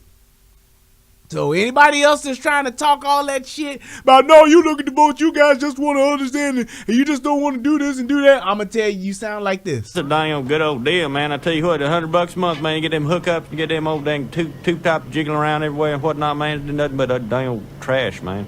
I tell you what, man, you want to get a flying cow, man, you go load up them dynamite and old cannon like that, you go to boom, man, that old cow. That's it. So it's like, I know what cheating is. So I gets it. I gets it. I understands. That's what it is. Click that like button while y'all watching this too. Appreciate you. That there are now to date 66 lawsuits that have been filed, dismissed by the courts, 2 cases before the Supreme Court concerning the election, certified by Congress, and including putting the rubber stamp on by his own vice president. If there is evidence out there, would you bring it forward for our show so that we could see it and come? And it's like they want people, well, bring the evidence. They dismissed it in court. Look at what Brandy just wrote. Somebody who lives in Baltimore, she said she received 3 mail-in ballots. 3 papers to mail in her vote. How and why? If you sent out mail-in ballots to everyone, whether they requested it or not, if you did that, could you not vote twice? Could you not vote twice unless your vote gets contested? Could you not vote twice? Unless someone actually looked at your ballot and compared it to another list of already already registered ballots, there is no way you could do it. There's no way you couldn't do it. They sent ballots to everyone. And they focused on the potential swing states. But that's what they did. Well, they had the amount of ballots that were injected in by mail-in alone. There were people that had ballots that had addresses to buildings that weren't there. That was whatchamacallit that verified that. So you talk about you want the truth, but you don't want the truth. what's the dude name? White boy, the Mug Club dude. Damn, how the fuck am I forgetting his name? Steven Crowder. Steven Crowder actually had actual data and actually went on a physical trip to a person that voted to verify their address. And their address was a empty parking lot. I shit you not. You can go on his website and you can see it. Or on his page or somewhere. I saw it. They had the person who was a registered voter and their address was at an empty parking lot. But yet and still, their vote was counted. In case you didn't know, you can't do that. To all of the people that's asking for the evidence, to all of the people that are talking about they threw it out in court, what I just said, you can't do that. I can't tell you that I live at 100 Wild Hunters Lane and you go to that address and it doesn't exist. You cannot do that. But that's what happened. There were people that were verified actually dead and in a grave that voted. How do you can't do that. Well, I think my mama would have loved to have voted for Joe Biden, so I'm going to cast her vote even though she been dead for 6 years. They sent her a ballot, so they must want her motherfucking vote. You can't do that. So I'm just saying. All right, Tito, take it easy, man. That's all I'm saying. Back on the air? Well, I believe that there is a lot of work going on right now to bring it. The problem, of course, with some of the other investigations is that what they have done is just continue to count the same ballots over and over again without but I want to make looking. sure. Thank you. Are you saying that Joe Biden is not the president? No, I'm not saying that at all. I'm saying if we were smart as a nation, instead of trying to dodge and blame each other, we would just say, let's have an open assessment that we can all agree is an open assessment, and let's look at the data. That's it. That's it in itself. It's like, it's not about saying, well, he ain't the president. See how motherfuckers did it when and this was the same type of bullshit that happened when Barack Obama won. Motherfuckers was trying to say he's a they were saying he's a terrorist. He's not from here. Even Donald Trump was talking about, I want to see his birth certificate. Dude, the fact remains that he won. He is the president. I've never not once said Joe Biden is not my president. Never not once. He is the president of the United States. How he got into office and how he came to be is some shady shit that went on for that to happen, but nevertheless, he is in that position. That motherfucker is signing paperwork and telling motherfuckers what time it is. He is the president. Nobody's trying to say he's not the president of the United States because man, that's them way crazy right-wing motherfuckers that's on that bullshit. Any rational motherfucker is gonna tell you flat out, yes, this person is the president. It was Democrats saying Donald Trump wasn't the president. He's not presidential enough to be the president. He's a racist. That's why he ain't the president. What'd you do that was racist? Well, back in '85, he offered $25,000 for the New York Five. That was back in 1985, sir. How does that make him a racist today? It does. Well, the fact that he was a racist then, he a racist now. If he did something back then that was racist, then that means he's racist now. Okay, so then by your point and by your logic, what you're saying is because Joe Biden eulogized a grand wizard of the Ku Klux Klan and has said repeatedly how a proven known Klansman was his mentor. as he got into politics until he died, to the point to where he eulogized this man. That would make him a racist too, right? The fact that this guy wrote a bill that locked up the most niggas ever since slavery, that would make him a racist too then, right? Well, I'm just saying, I ain't seen that. I ain't seen Joe Biden be racist, to me. I ain't seen that part of him. So fuck the facts. That's what it is. Okay. All right. And if the data says he won, let's move on. So let me ask you this. There's another growing debate in Republican circles as to what happened on January 6th. A congressman from Georgia says that what we saw on January 6th, the insurrection, was a normal tour group in Washington. Do you agree? Well, what we saw was a bunch of people who had pre-planned, an attack, and that was wrong. There's no question about that. Other people just got caught up in it. But, I think it was a horrible thing. You notice how they're only showing the people that was at the rally, not the crowd that actually stormed the Capitol, because that was only a few hundred people. There were literally tens of thousands of people that came down for the rally. Just a point. Just a little fact to go out there. Yeah. But I think all of the insurrections and all of the destruction that that ain't the Capitol. That's the actual event. Yeah. Goes on in our country is bad, and we shouldn't tolerate it. Why didn't you resign? We now know that 6 white supremacy groups were involved in that attack. People like the Proud Boys, the Oath Keepers, they don't like... Now, I ain't never heard of the Oath Keepers, but the Proud Boys, I don't know why people want to make them racist, but the Proud Boys is not a racist group.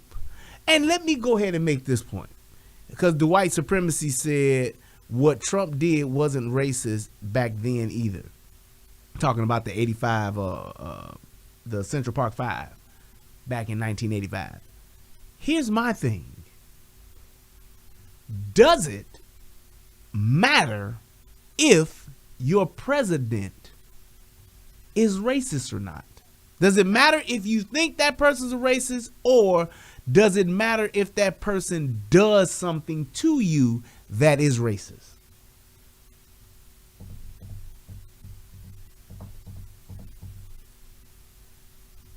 Just saying, because we got this. I mean, this is one of the things. This is one of the just generational loops that niggas love to stay in. Have just stayed in forever.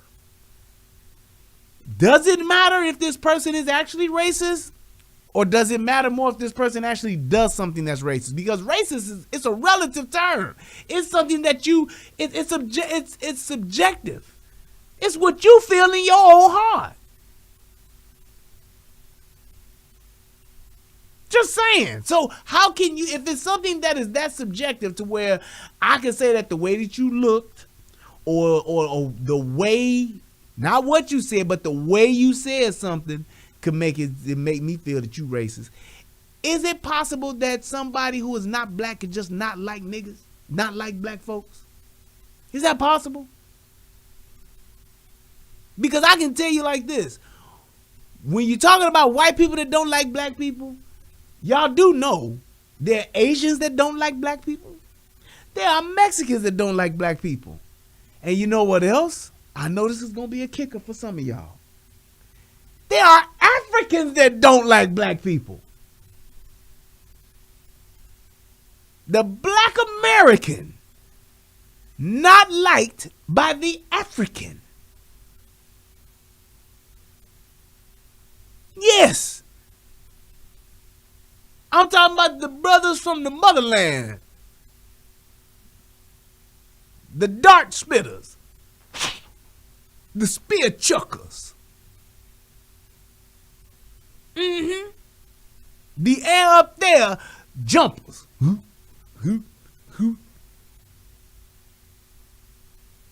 niggas from Tom and Jerry. Hoo ha, hoo ha, hoo ha, hoo ha.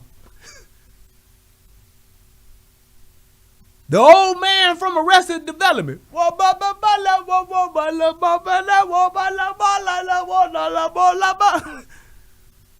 Y'all do know this, right? Plenty of motherfuckers that don't like niggas. So it's like, if that's the case, is it just a thing of just accepting that, hey, maybe everybody ain't gonna like us?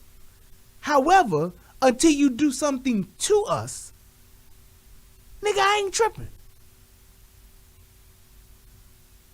Just saying. A nigga, a person calling me a nigga, a person saying I hate niggas, a person saying I don't like black people, they lazy, they don't do nothing, all that. Person saying that is one thing. Actually doing something to me that affects my life and or physically affects my body, can physically cause me harm, that's what I'm more concerned about. If I go to a motherfucker channel, a YouTube channel right now, and the motherfucker saying some shit about he don't like niggas, you know what I'm gonna do? I'm gonna either listen or I'm gonna click off the shit, because I might agree with the motherfucker. But if I don't, I'm just gonna turn off the shit. Black folk, they don't like you and me. When you saw them storming the Capitol, why didn't you go into the White House immediately and issue your resignation? You hear what that nigga just said? Let me play it again for you. It's bad, and we shouldn't tolerate it. Why didn't you resign? We now know that 6 white supremacy groups were involved in that attack. People like the Proud Boys, the Oath Keepers, they don't like black folk. They don't like you and me. When you saw them storming the Capitol, why didn't you go into the White House immediately and issue your resignation? Because I have a responsibility. There are... Ooh-wee. So you think because of what happened with the Capitol that this man was supposed to go and just resign? Let me tell you something. If the Ku Klux Klan wanted to pay me 6 figures to do IT work for them, I'd not only do the work, I'd wear the uniform. Call me whatever the fuck you want to call me, but you won't call me broke, and you won't be able to call it to my face, call me that to my face, because I'm going to be in a neighborhood that you probably could never even get to. Why would you expect this man to go and quit his job over some niggas rioting at the fucking Capitol? Do you hear how stupid niggas are? What kind of dumb shit is that? That's just like saying everybody here's and I'm about to give you a great comparison. That's just like everybody that worked for Papa John's Pizza that was black to quit. Would he ask that question to that? Would he make a post like that on his social media? Why is it that everybody that works for Papa John ain't quit their job yet? Just saying. BNC, go. Hashtag, quit your job. That's the same exact question that he's asking. Who the fuck does that?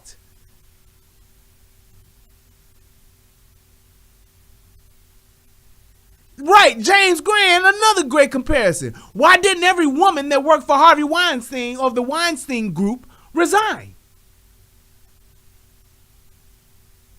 Why didn't they? Why didn't the Houghton family, why didn't they donate all of R. Kelly's publishing, the monies that they got from R. Kelly's album for publishing? Because what he did was so tragic to Aaliyah. Why didn't they do that? Why didn't they go and lock this man up as opposed to getting the publishing rights to his album? One of his biggest albums. One of his, I want to say, diamond albums? Why is that? That's what he's saying. These people, why wouldn't everybody at Papa John's quit? Why wouldn't all of the women at the Weinstein Group quit? Why wouldn't every woman that ever worked for Bill Cosby, why wouldn't they quit? That makes no goddamn sense. That's why I said what I said.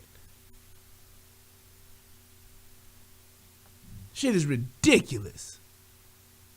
Why wouldn't you go and resign? Same reason why your punk ass wouldn't resign, nigga. I hate a lying ass motherfucker, man. He know good and goddamn well he wouldn't do it. If fucking if Fox News hired that dude to come and work and said, look, man, we give you $500,000, man. $500,000 a year, $500,000 a year, come and be a broadcaster on our network. That motherfucker would have flipped his motherfucking stances and flipped his point of view just like that. And he'd have been over on Fox News talking cash shit. That black dude would come on motherfucking Fox News and the first thing that motherfucker be saying is, motherfuckers of all time. One of the best singers and one of the best looking motherfuckers you've ever seen. Hold my drink, bitch. That's exactly what he'd be doing. Responsibility. There are millions of people on the function of People like the Proud Boys, the Oath Keepers, they don't But listen like to how black Ben folk. responded They to don't him. like Checked you and his me. ass. When you saw them storming the Capitol, why didn't you go into the White House immediately and issue your resignation? because I have a responsibility. There are millions of people who depend on the function of HUD to go on and not to be influenced by political things that are going on. You consider that to be a political thing? Now, why wouldn't he say, damn, you got a point. I get it. I understand now. You ask the question, he gives you the answer, and because you probably thought you was going to stump him, as opposed to giving him his credit and saying, well, I could see that. That makes sense. Because you do have a responsibility to millions of other people. You do. I totally understand that. Great point. Going on? Yes, it was a political thing that was going on. And we can't, neglect the needs of people who need housing and care while we get involved in things of that nature. Now listen to this. So let me ask you another question.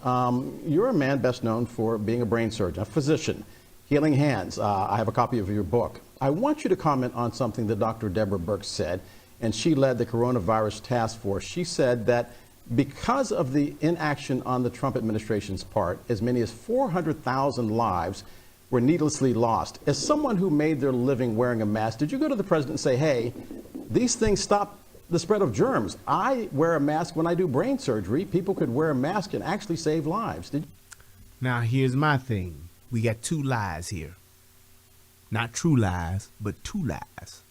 Number one, that 400,000 deaths, it's an inflated number. It's not true. It's not accurate, not even close. It is a false number, plain and simple. The record keeping is totally bogus. Well, why do you say that, Brian? Let me explain to you why. Number one, public health officials all across the country came out and they said, and I can point to the one specifically in Chicago, said, we will count all deaths that have any type of COVID-19 symptom as a COVID-19 death.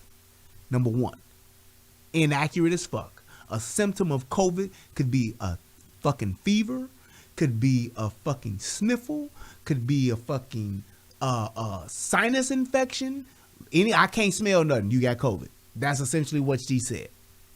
The other part to that is, number two, the second point, factual evidence, is that there were no COVID tests available until what? May? How the fuck can you keep up, or April, it was May or April, whenever the test became available. How the fuck can you count the COVID deaths that were happening back in January? From January all the way till April or May, whenever they actually got the testing kits out to actually test, how can you count those previous ones as COVID if you can't even test them? People that are dead and gone, in the ground, burned up in the crematorium, whatever the fuck you want, they gone. Put on a raft and set on fire like the fucking Vikings on their way to Valhalla, whatever you talking about, however you want to call it, they were dead and gone. How do you count that as a COVID death and you can't even test to see if they had COVID because they're dead and gone? Exactly. They inflated the fucking numbers. And then my third point, you're now talking about a disease to where 99.7 motherfuckers survive. Just a few facts. Just a few. You do that? No, I did not. And I have many other things that were much more pressing than that. But the fact of the matter is the whole mask issue, it kind of diverts away from what we really need to be talking about. What we need to be talking about is... And here's the thing about that. The whole mask issue. Everybody should be wearing a mask. The fucking Fauci dude himself said the mask don't work. Everybody did not have, to this day, people still don't have. Everybody, the greater majority of the people who got masks don't have N95 masks. I ain't got a one. The only person I know who consistently, or I would say consistently, maybe about 75% of the time that wore N95 masks was my wife. Not my kids, not me. Not, like I said, the greater majority of people had on them little blue shits right there that you see, and they had on the fashion mask. The ones that had the lips on it, the ones that had the rhinestones on it. It says, whatever the fuck you wanted it to say with rhinestones, or as niggas say, rhinestones. They all had the bullshit mask anyway. That the mask went from being protection gear to a fucking fashion statement. My mask gotta match my shirt. My mask gotta match my socks. My mask gotta match my shoes. That's all it was. The mask didn't work. They said it. Fauci said it. He said it, then he changed it, then he came back and said it again, then he said, yeah, I was right, it didn't work. It doesn't work. And motherfuckers was even stupid enough to wear double mask. It's still stupid motherfuckers today that I know that have the shot and are still wearing a mask. It's people that wear masks outside. 98 degrees outside, sun beaming like a motherfucker. And I got on a mask, walking, talking about, man, it's hot. Motherfuckers be at the gym, wearing a mask, working out. I'd be like, boy, I know a motherfucker gonna fall out one day wearing this mask. I know it. But I'm just telling you, it's bullshit. So why would you try to make that being a point to say, well, yeah, you know, he should wear it now, we should have it. Shout out to my man Lewis. Hit your boy with $4.99. He said, never trust a man who can't even match his necktie to his suit. That dark blue is clashing with that navy blue. I ain't no fashion guru like that, so I didn't even know this. That are helping us to be able to deal with this disease, and are there ways that we can accelerate the process of getting it under control? The fact of the matter is, it is largely under control now. Because of the vaccines, and that was a tremendous effort on the behalf of many people to get that done. I don't think... Y'all see that nigga with that Adidas mask? You see what I mean? Right, niggas driving alone in their car, right, Akeem? Niggas driving alone in their car with a mask on. Nigga, what the fuck are you doing? It's your car. Shout out to my man Chris Sykes. Hit your boy with $2. Just saying. All I'm saying is if it's something that works, I get it. If it don't work and you're still doing it, isn't that kind of stupid? That's all I'm saying. It's constructive to sit around and say, you were the one who was responsible, or you were the one who was responsible. You get the credit, you get the credit. Forget about all that. But what I'm asking... That motherfucker right there looked like he got COVID right now.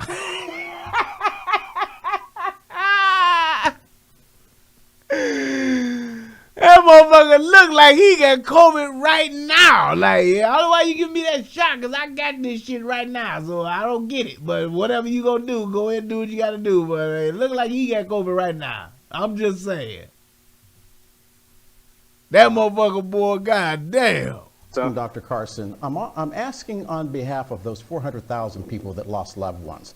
I know people who lost loved ones. They want to know, did the administration do all it could do? They want to know, as a physician, as someone who has... And why is Ben Carson breathing into the phone or that microphone like that? God damn it, Ben. Jeez. Don't nobody want to hear the air coming out your nose, motherfucker. Sit up. led the cause in the health industry for decades. Did you go into the White House and say, please stop this political posturing with masks? These things save lives, make people wear masks, or did you stay silent? That's a lie, sir. Mask didn't save lives. What lives were saved? How about that? Do you have any information, any documentation to show that masks saved lives? The masks that they came out and said didn't work saved lives? CDC said you don't have to wear masks. Fauci said you shouldn't have to wear masks. Do you not have any of that data? Well, I'm not going to talk about what I talked about in confidential ways, but I will say what was important to me was finding a cure and finding it quickly. And I spent a lot of time talking to a lot of people about how we get that done. I want to play your comments from CPAC in which you compared slavery to welfare. Take a listen. But what really had a negative impact was when the government came along and said, there, you poor little thing. I'm going to take care of all your needs. Now, you notice they were smart. They didn't play the first part of what he actually said. They just played the second part. They didn't play the part that where he talked about slavery. They just played the part of what he said about the government stepping in to control your narrative and to make your point. That was smart. It's disingenuous like a motherfucker, but it's still smart. Dr. Carson, is that truly what... And that right there is like the key to propaganda. You want to control the narrative and tell only the things and say only the things that are going to support your narrative and perpetuate your lie or whatever your point is that you're trying to get across. You're not going to give the whole facts. You're not going to give the whole truth. Just like with George Floyd's video. Why wouldn't they release the entire video for George Floyd as opposed to just the snippet that they released for months? They withheld the entire footage. To what end? For what reason?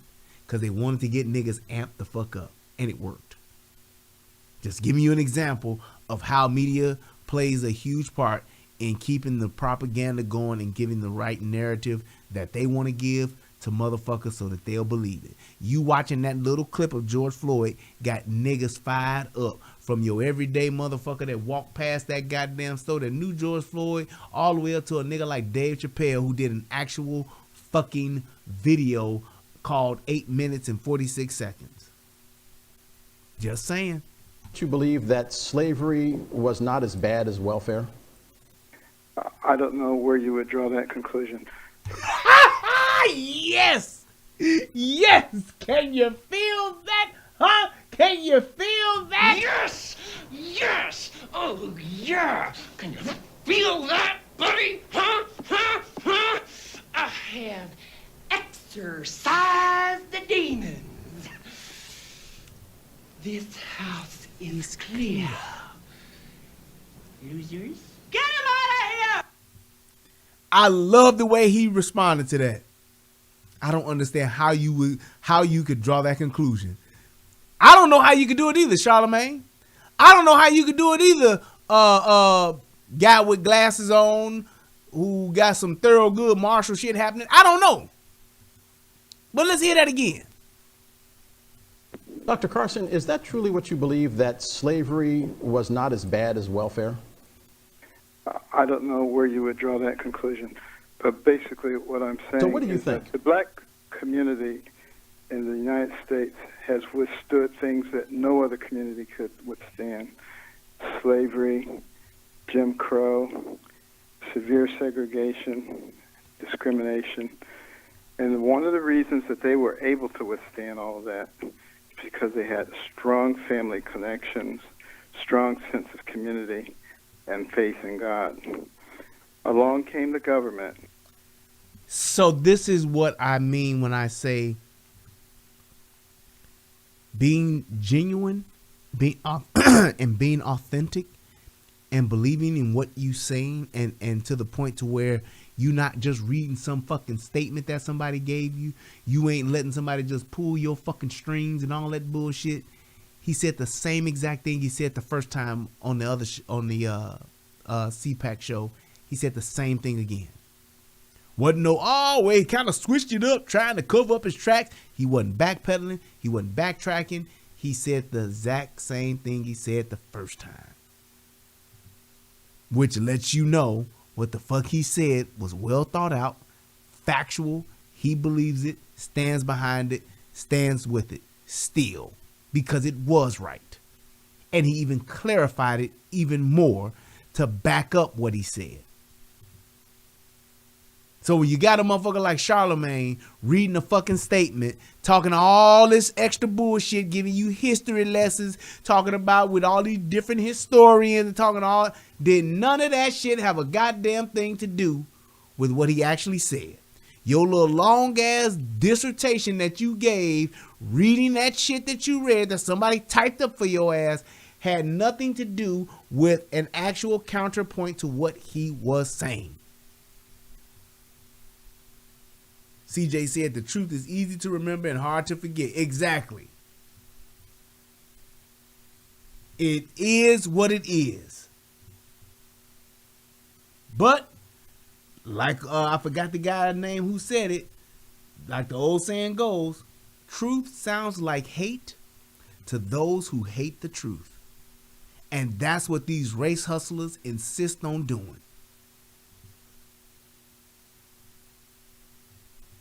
Race hustlers insist on saying what the fuck ain't true because they hate the fucking truth. And said, we will take care of you. We will take care of your needs.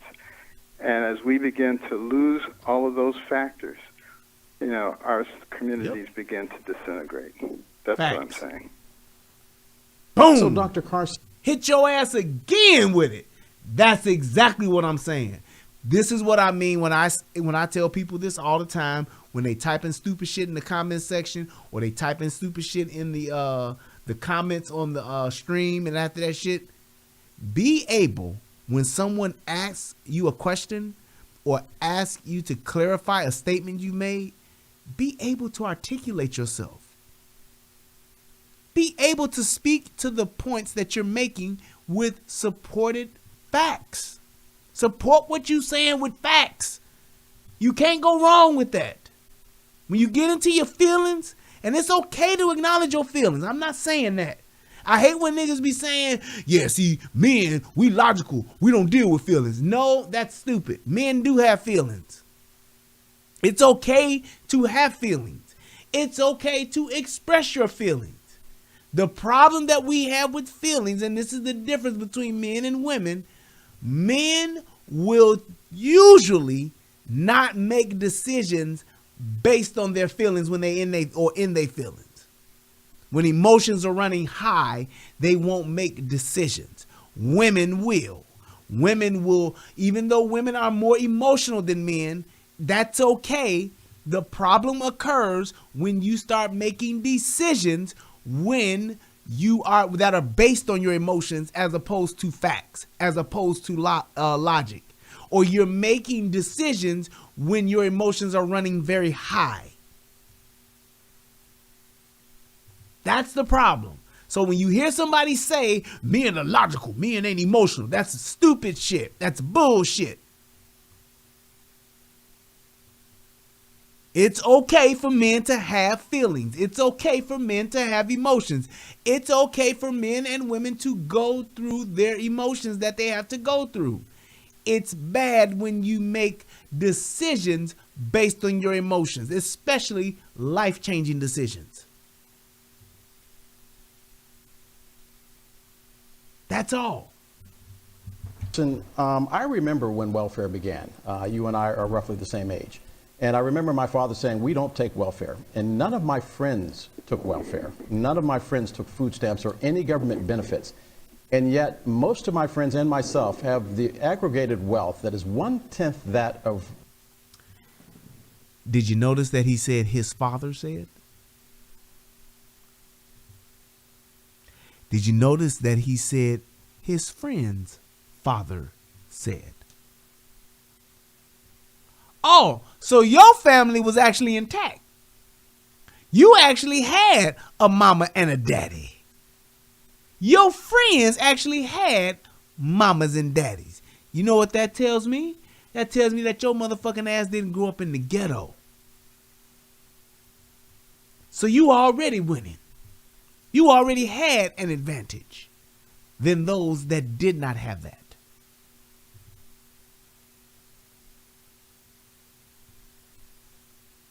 White America. So if we weren't part of that system, why are we suffering the slings and arrows?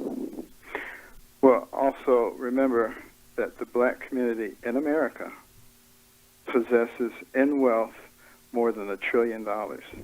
There are less than 15 countries that have that kind of wealth.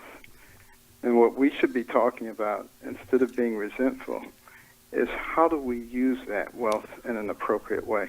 How do we turn those dollars over in our own community 2 or 3 times before we send them out, the same way the Koreans and the Jews did, in order to create the kind of power and wealth that is necessary? That's what we need to be doing rather. King Kong ain't got shit on me. Did you hear what he said?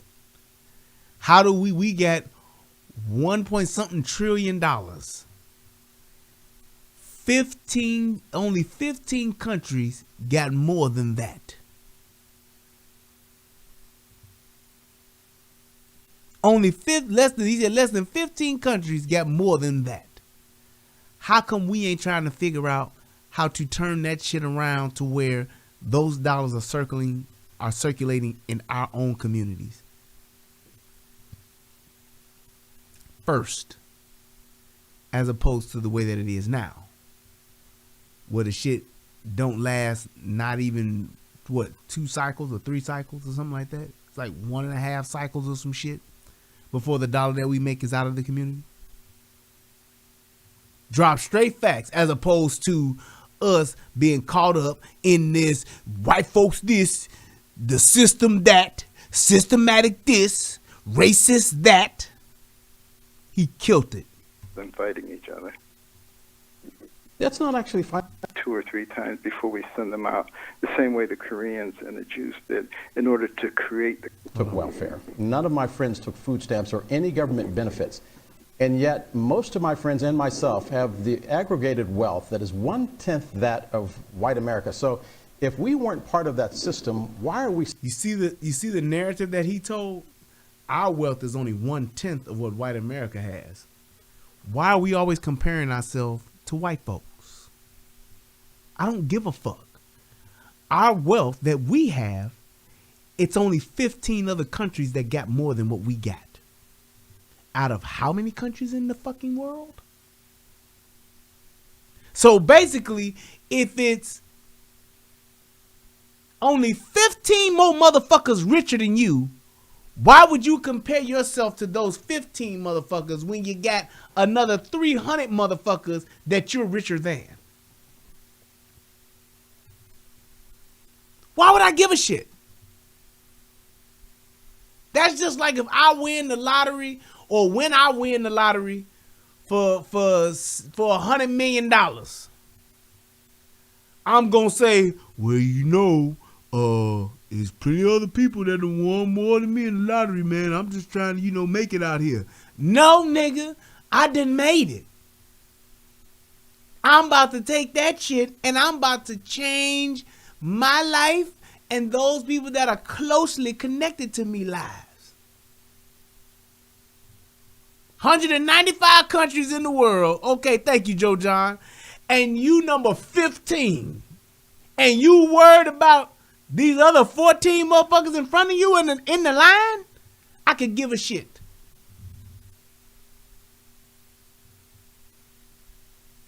But what is this motherfucker saying? Well, you know, it's only a tenth of what these other people got. It's like, dude. Stupid son of a bitch. Straight opportunity. And all we do is focus on what somebody else got. Got all the shit you need right in front of you, and all you worried about is what some other motherfucker got. Goes back to the good old saying that niggas love to pull out their hat to say when they talking about all this other bullshit. White folks do it too. White women do it too. Same shit. Fuck what you should be doing. Fuck what works best for you and your people. Fuck what works best for you and your community. You got to compare that to what white folk is doing too. And they do it. Suffering the slings and arrows. Well, also remember that the black community in America possesses in wealth more than $1 trillion. There are less than 15 countries that have that kind of wealth. And what we should be talking about, instead of being resentful, is how do we use that wealth in an appropriate way? How do we turn those dollars over in our own community 2 or 3 times before we send them out, the same way the Koreans and the Jews did, in order to create the kind of power and wealth that is necessary? That's what we need to be doing rather than fighting each other. Exactly. That's not actually fighting each other. I agree with you. There's $1.4 trillion in black wealth in this country. I want to move on to another issue, though, that deals with the legacy of slavery, which is that black men are still treated in many cities like fugitive slaves. We just went through George Floyd. Are you convinced that George Floyd was a victim of that legacy of slavery? You know, the last year that we have good statistics on it is 2019. Let me just ask you a question. How many black men, unarmed black men, were killed by white policemen that year? According to the Washington Post, it's as many as 1,000. The problem is the statistics are not kept, and that is one of the problems, and that is one of the things that they are trying to rectify in the George Floyd Policing Act. Okay, well, according to the Justice Department, the number is between 11 and 19, not thousands. So what we really need to be asking ourselves is how do we prevent things like that from happening? Damn, I'm good! Can you feel that? Huh? Can you feel it, Captain Compost? The day of redemption is at hand! Repent, and thou shalt be saved. Kicked his ass on that. Which goes back to my point again. Have your shit together to where you know what you saying and why you saying it. Based on this, they're saying thousands. Well, the last actual data that we had was from 2019. And it says anywhere between 11 and 20, or whatever the fuck number he said, 11 and 19. So what are we talking about, sir? Shout out to my man Deluxe 24/7. Hit your boy with $5. Appreciate you, bro. What are we talking about, sir?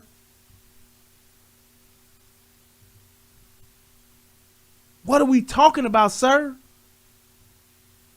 And, you know, there are a lot of things that have occurred technologically in terms of weaponry that the police can use that immobilize a person without taking their lives. Those are the kind of things we need to be talking about. How do we use those? Police are trained to use lethal force, and there are other things that they could be doing. There could be more emphasis on police being in communities and knowing them. I was talking to a police officer in Baltimore. He said he walks through the same community every day. He knows everybody. Everybody knows him. He never has to buy lunch. It's a wonderful relationship. How many times have y'all heard me say that? When I say police officers or the greater majority of police officers. And I said over 60, 65% of the police officers that's in your community should actually be living in your community. They should actually be living in your community. Those officers, you should have an overwhelming, a greater majority. Even if you want to go as high as 70% of the police officers that are policing in your neighborhood should be living in you. They ain't got to be from there, but they should damn sure be living there. That makes you a part of the community. It makes you a better police officer. It makes you a better person. You can relate better.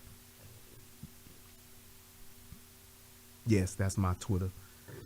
You can relate better when you're living in that area. And you ain't got to live there for 30 years, but even if they did it for 8 years, you got to live in the community that you police in. You're going to be in this, after you get through with your FTO training, you go to your post, you're going to be here in this state. All right, you have to live here, sir. We give you $5,000 to move towards your moving expenses, but you have to live in this, or whatever fee you come up with, you have to live in this community for at least 8 years, 6 years, whatever you want to call it, before you can transfer, move, or anything. Your ass gonna be right here, getting your feet wet. It makes them a part of the community. You gonna wind up, because at some point, living in the area that you policing, at some point you gotta stop and get gas. You gotta go to a store, a grocery store. You gotta go to a cleaners or something. You have to start putting your time and your money and your resources into that community at some point. You got kids. They gonna want to go outside. You gotta meet your neighbors. You gotta speak to your neighbors. And when you go to work, you driving around that same neighborhood. So now what is that gonna make you think as a police officer? Not only am I doing my job, but shit, I'm protecting my own fucking neighborhood. I'm protecting my own community. Exactly, Joe John. They got way more invested now. That's what that shit should be. That's why I've said that for the longest time. Like Billy Joel said. Those kinds of things make a difference. They develop trust. And, you know, we need the police. There's no question about that. When I was a youngster, I spent a lot of time in the projects and in places. There were a lot of things going on that would have been exacerbated significantly without the presence of the police. So the very I read your book, and you're starting. You sound like Joe Biden actually more on that, because he is pretty much saying this. Joe Biden don't even sound like Joe Biden. You see how he's trying to just put shit in that don't even fit? You're starting to sound like Joe Biden. Joe Biden don't even sound like Joe Biden. Joe lying ass out of here. Hey, sick of these niggas. I mean, come on. Hire some help. Get rid of these niggas. What kind of shit is that? Same thing. And also Eric Adams, the Democratic nominee in New York City, the former cop, is saying the same thing. But I want to get back to something that broke just last night concerning this Michael Wolff book. He said because the former president continues to maintain that he is still the president of the United States and that he was cheated, that he was duly elected, Michael Wolff rushed his book to print because he said he wanted to warn the American public that he does not think the former president is mentally fit. As a physician, as someone who did.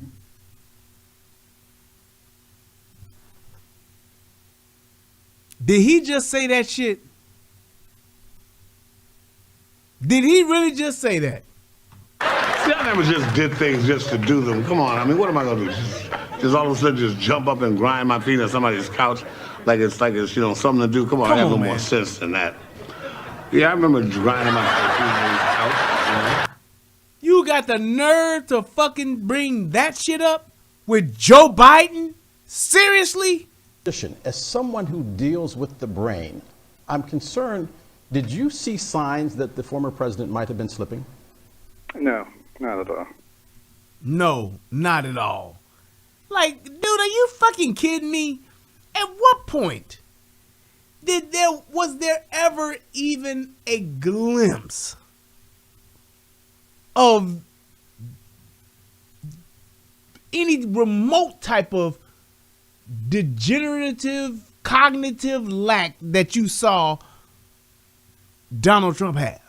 I just point. You would think this person would have a clip. You think this person would have an audio recording that would indicate any of that. But I tell you one thing. You sure could find that shit with motherfucking Joe Biden now, can't you?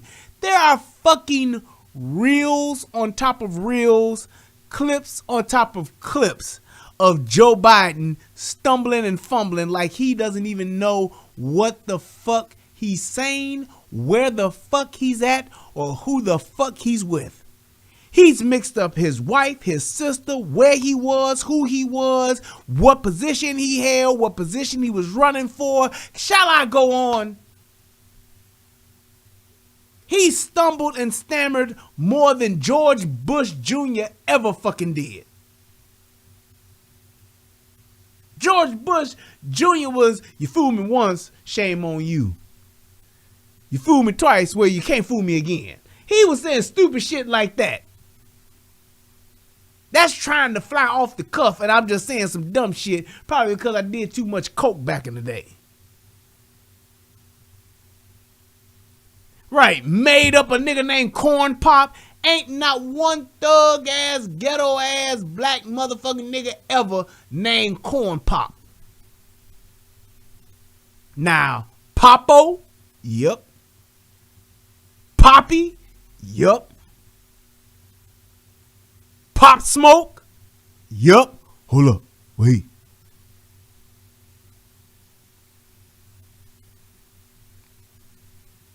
Baby, don't trip. Just lower your tone, cause you could get hit. Bitch, I'm a thought, give me hit.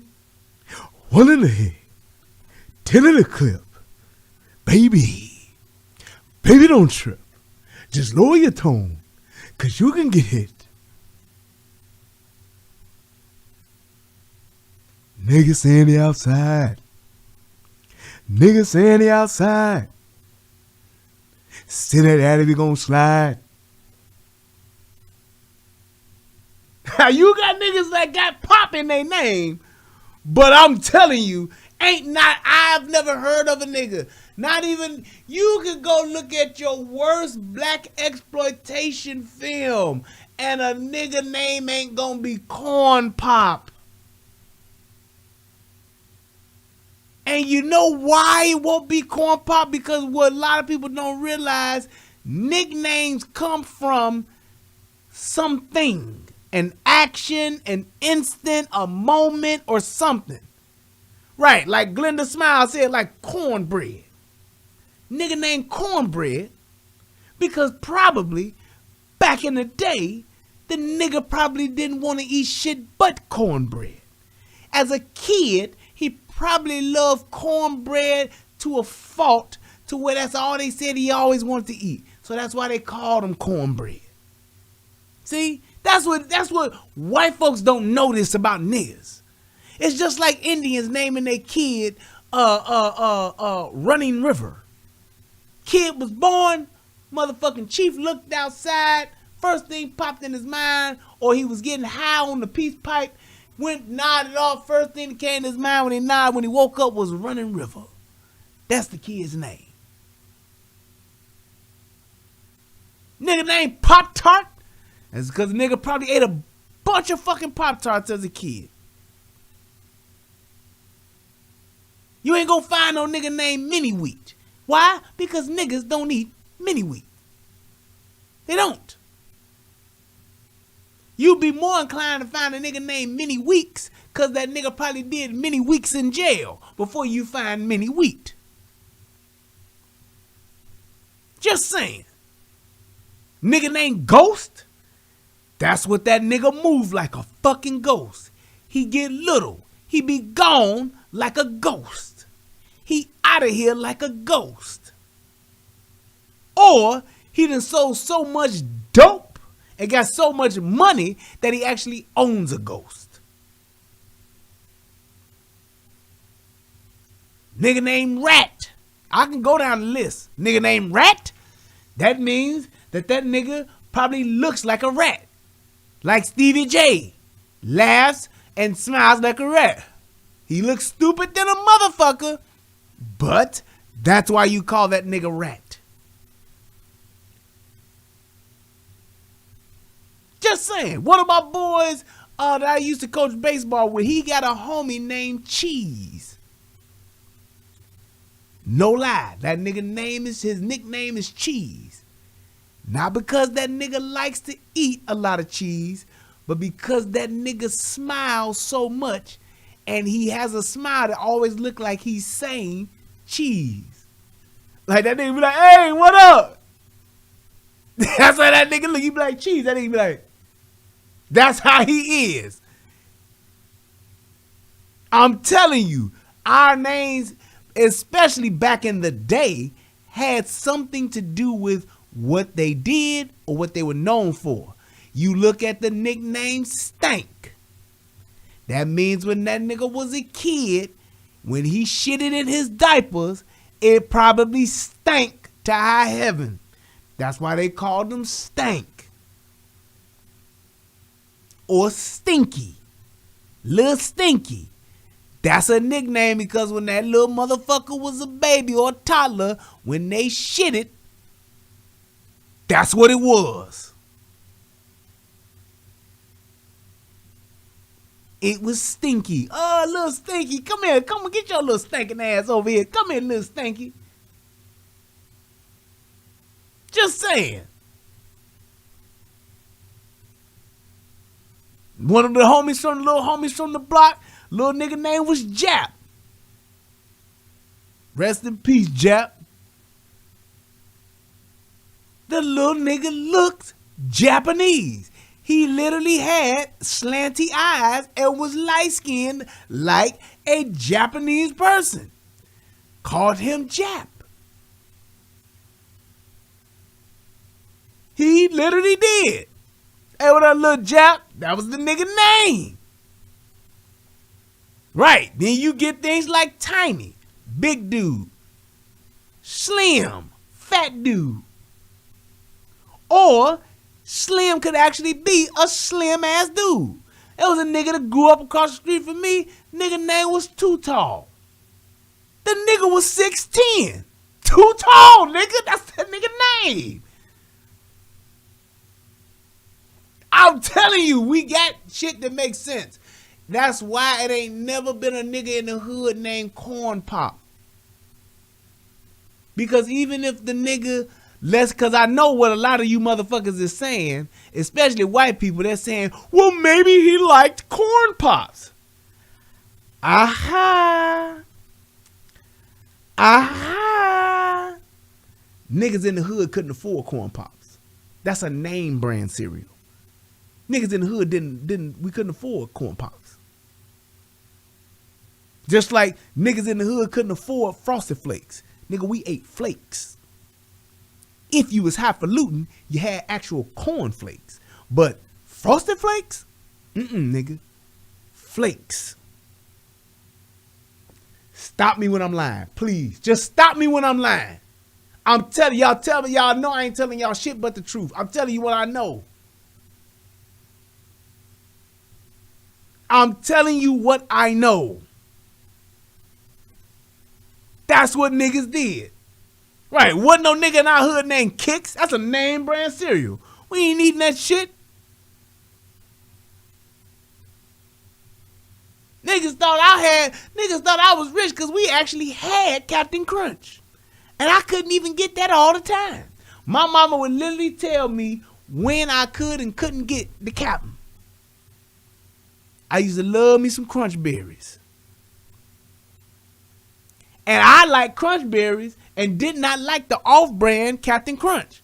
So I'd have to wait. I'd be like, well, I can't get it this time. You don't want to get the other one? No, mama.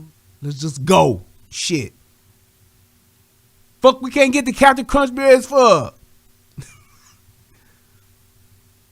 Mama, you ain't shit.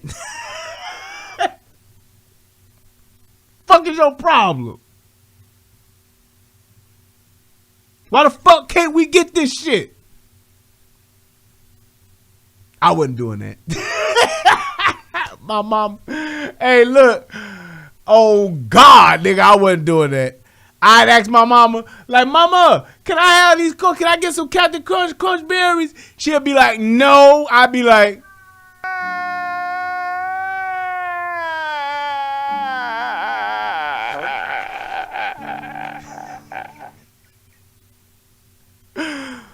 Mama, can I get some Pop-Tarts? No.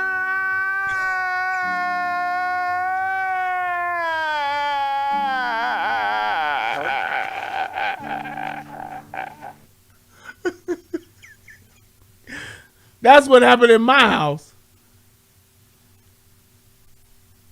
Hey, Mama, me and Bert, we took a vote and we want to get Kool-Aid. My mama be like, survey said. God damn it, man. Hey, Mama, me and my friends, we was talking and we voted. We wanted to have a sleepover over here at the house. Can everybody come over? My mama be like, survey said. Oh, no, man, we can't do it in my crib, man. I'm going to see you spend the night at y'all crib, man. Can you have some company? That's just how it was. I'm going to tell you how it was. How it was, nigga, how it was, bitch, how it was. Right, Kayla, we had to get that Flavor Aid. My grandmama used to make that Flavor Aid. Shout out to grandma. We be outside. I love my grandmama. My grandmama be out. We be outside playing and shit out in the yard and shit. My grandmama would come out the blue, nigga, out of nowhere. Just pop up with a tray with some Flavor Aid and a pack of cookies for me and my friends. Oh, we be so looking, we like, oh. I'm like, Grandma, thank you so much. That's the kind of grandmama I have, boy. Off the chain, nigga. What kind of grandmamas don't do that shit nowadays? Grandmama just show up. Hey, kids. I see you outside playing and having a great time in your dirt with your army men. How about you kids take a break and have some orange Flavor Aid and some sugar cookies? Man, your grandma, the best grandmama ever, nigga. Nigga, I know, nigga. That's why she my motherfucking grandmama, nigga. We wasn't talking like that. But if we could, we would have.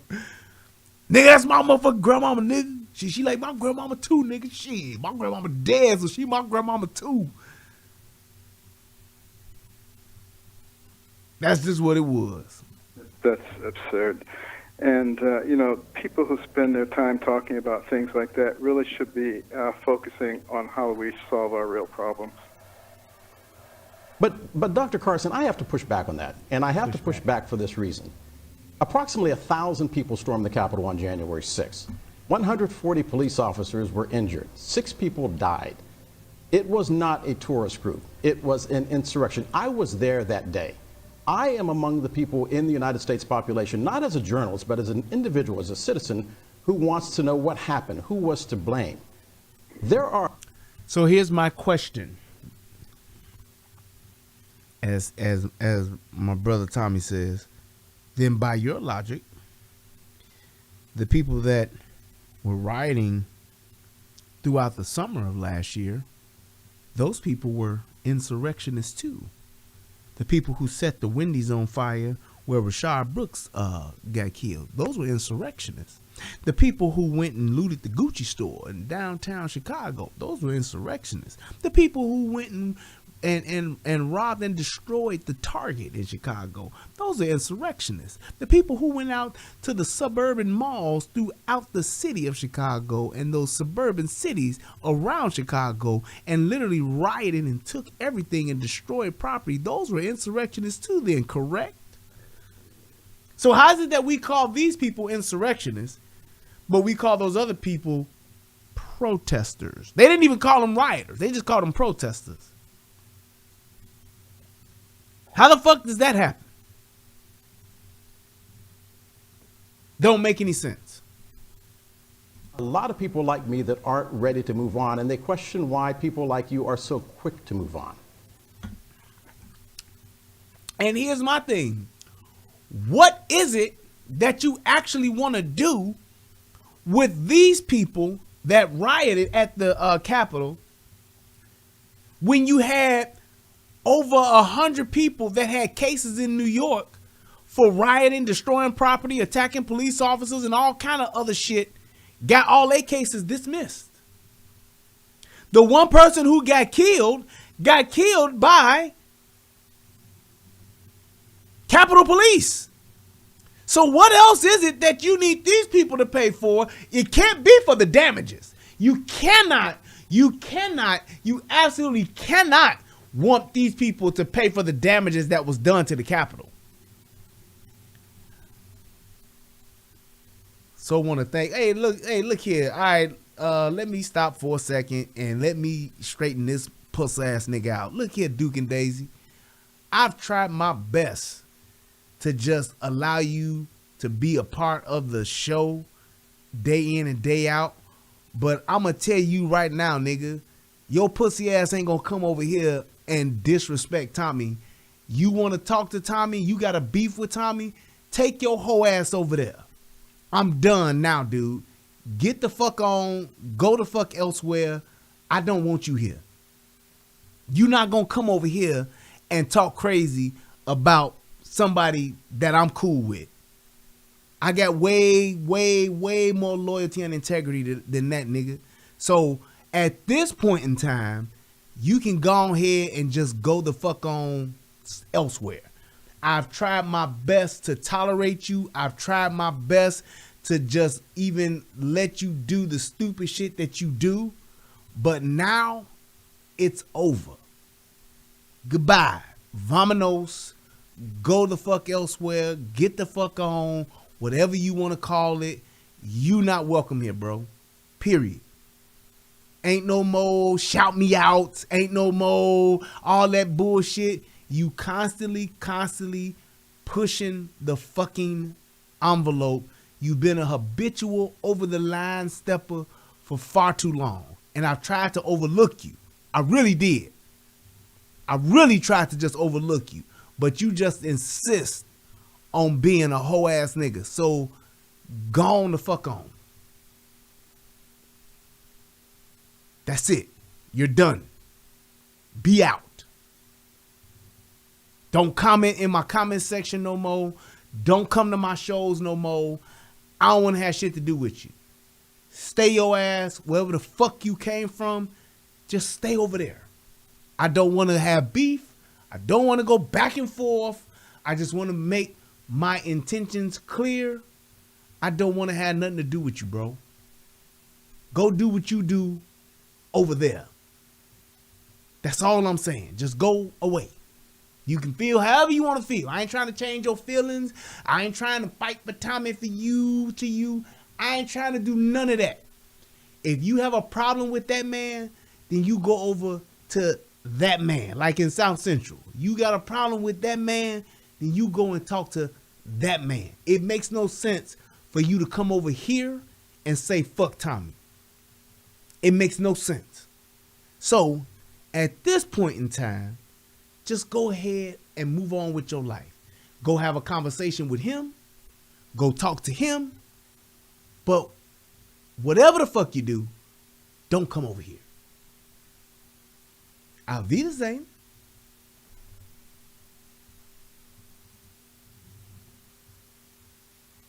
Thank you. Appreciate that, Sko. God damn. Like, all the time, too. Like, why?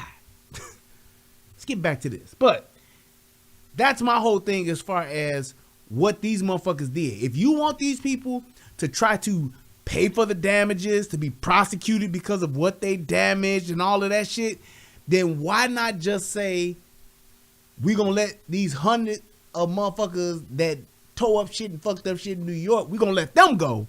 But these people that came down here to DC, we gotta prosecute them, Joe. What are you gonna do? Lock them up? Fine them? What do you want to do? I don't understand this. It's like y'all the same motherfuckers that if some Black Lives Matter motherfuckers came and did this shit, y'all wouldn't say shit, but it's about time. Sometimes you gotta burn it down, bro. It's like that shit crazy. Well, first of all, there was only one person who was murdered Exactly. that day. And we still don't know One the name person who was of the killed person. that day, Well, and her we still name don't was know the Ashley name of the Babbitt. person. She was trying to break in through a window. It's on We tape. still don't know the name of the person who did that and have not had an investigation of that. But, you know... And why is that? Y'all they ain't released the motherfucking name or nothing that shot Ashley Babbitt. And technically it was a clean shoot. Morally it wasn't, but technically it was a clean shoot. So why wouldn't they just let that be an open and shut case? No investigation or nothing. Weird. That's some weird shit. I'm just saying. But whatever. Why should we even be concentrating on that? Why shouldn't we be concentrating on how we learn from those incidences and move forward? It was the wrong thing to do. There's no one trying to hide that, I hope. It was not the correct thing. I haven't heard anybody who justifies that. And that's very true. I've said that shit they did was stupid than a motherfucker. Shout out to my man Montreal Rather, and shout out to Hit Your Boy with $2, and shout out to Nickel City Don. I love watching your show, bro. What? Appreciate you. But I don't understand that either. Like, nobody that I've heard of said, yeah, they would do it. What they did was right. I came out and said that shit from the beginning. That shit was some dumb shit. It was some fuck shit that they did. They shouldn't have did it. It was stupid, pointless, and they got nowhere with it. It didn't mean a goddamn thing. Do-wop, do-wop, do-wop, do-wop, do-wop, do-wop, do-wop, do-wop. It didn't mean a goddamn thing. But whatever. However, the former president was on Fox News just this weekend saying it was a loving group of people welcome into the Capitol with open arms. And that's true from what they were saying as far as the people that were walking in. It was only a very small group that actually tore up shit. I don't know why they don't want to acknowledge it. Here's the problem that I have with this. Why not just call it for what it is? You have video footage that shows what was. You got 50,000 motherfuckers up the street that was there, had a good time, peaceful fucking rally, all that shit, or protest, whatever the fuck you want to call it. Then you had a handful, well not a handful, but a group of maybe a few hundred to 1,000 motherfuckers that came down to where the Capitol was. Out of that group, you had about maybe 300 to 500 motherfuckers that walked in to actually go into the fucking Capitol and was walking around. You saw plenty of police standing around with guns. You saw all kinds of fucking AR-15s. You saw fucking pistols. The only person that got fucking killed was the chick who tried to break the window and go through it. Even though it was only a little ass window, she wouldn't have never got through it. But whatever. And as opposed to locking her up, they shot her and killed her. So it's like, I don't understand that. You even see the police like letting the people in, like ushering them in this way. Follow the red carpet. But they won't say that. It's weird. Well, it ain't weird. It's them controlling the narrative to make it seem like these motherfuckers are just the worst fucking insurrectionists and terrorists ever made. It's like Al-Qaeda, and then you got these motherfuckers right here.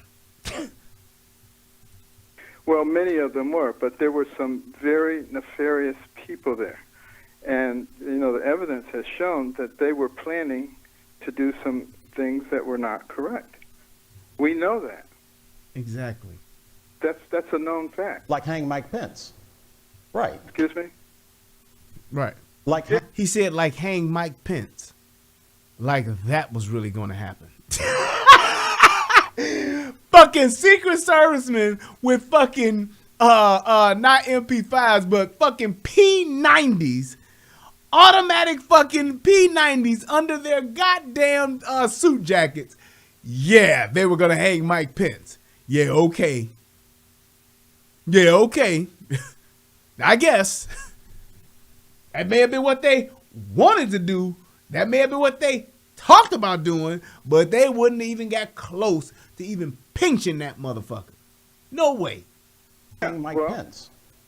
Whatever. No one's trying to justify that I know of. So do you think that the House should investigate? In other words, if we don't have all the answers to all the questions that I'm asking, wouldn't a congressional investigation be the best way to get to the bottom of this? Now watch this. Well, congressional investigations done correctly, no problem. Exactly, but that ain't what they want to do. That ain't what they want to do. They don't want to do shit correctly. They want to try to, we're going to hang this person, ban this person, tell this person he can't never. It's a bunch of bullshit. Because if you had the same, if you're that concerned about what happened at the Capitol, you should be even more concerned about the people who got killed in the autonomous zone in Seattle. You should be even more concerned about the people who got killed in Minnesota. You should be even more concerned about the people who got killed in New York. You should be wanting to even do more of it. Wouldn't it make sense to do these investigations, if you will, get an investigation task force to go and find out the people who got murdered, to actually go and get the people who were being murdered in these areas, in these cities? Do you know how many people got killed, got sexually assaulted, raped, physically assaulted in fucking the autonomous zone? Plenty. Several people got killed.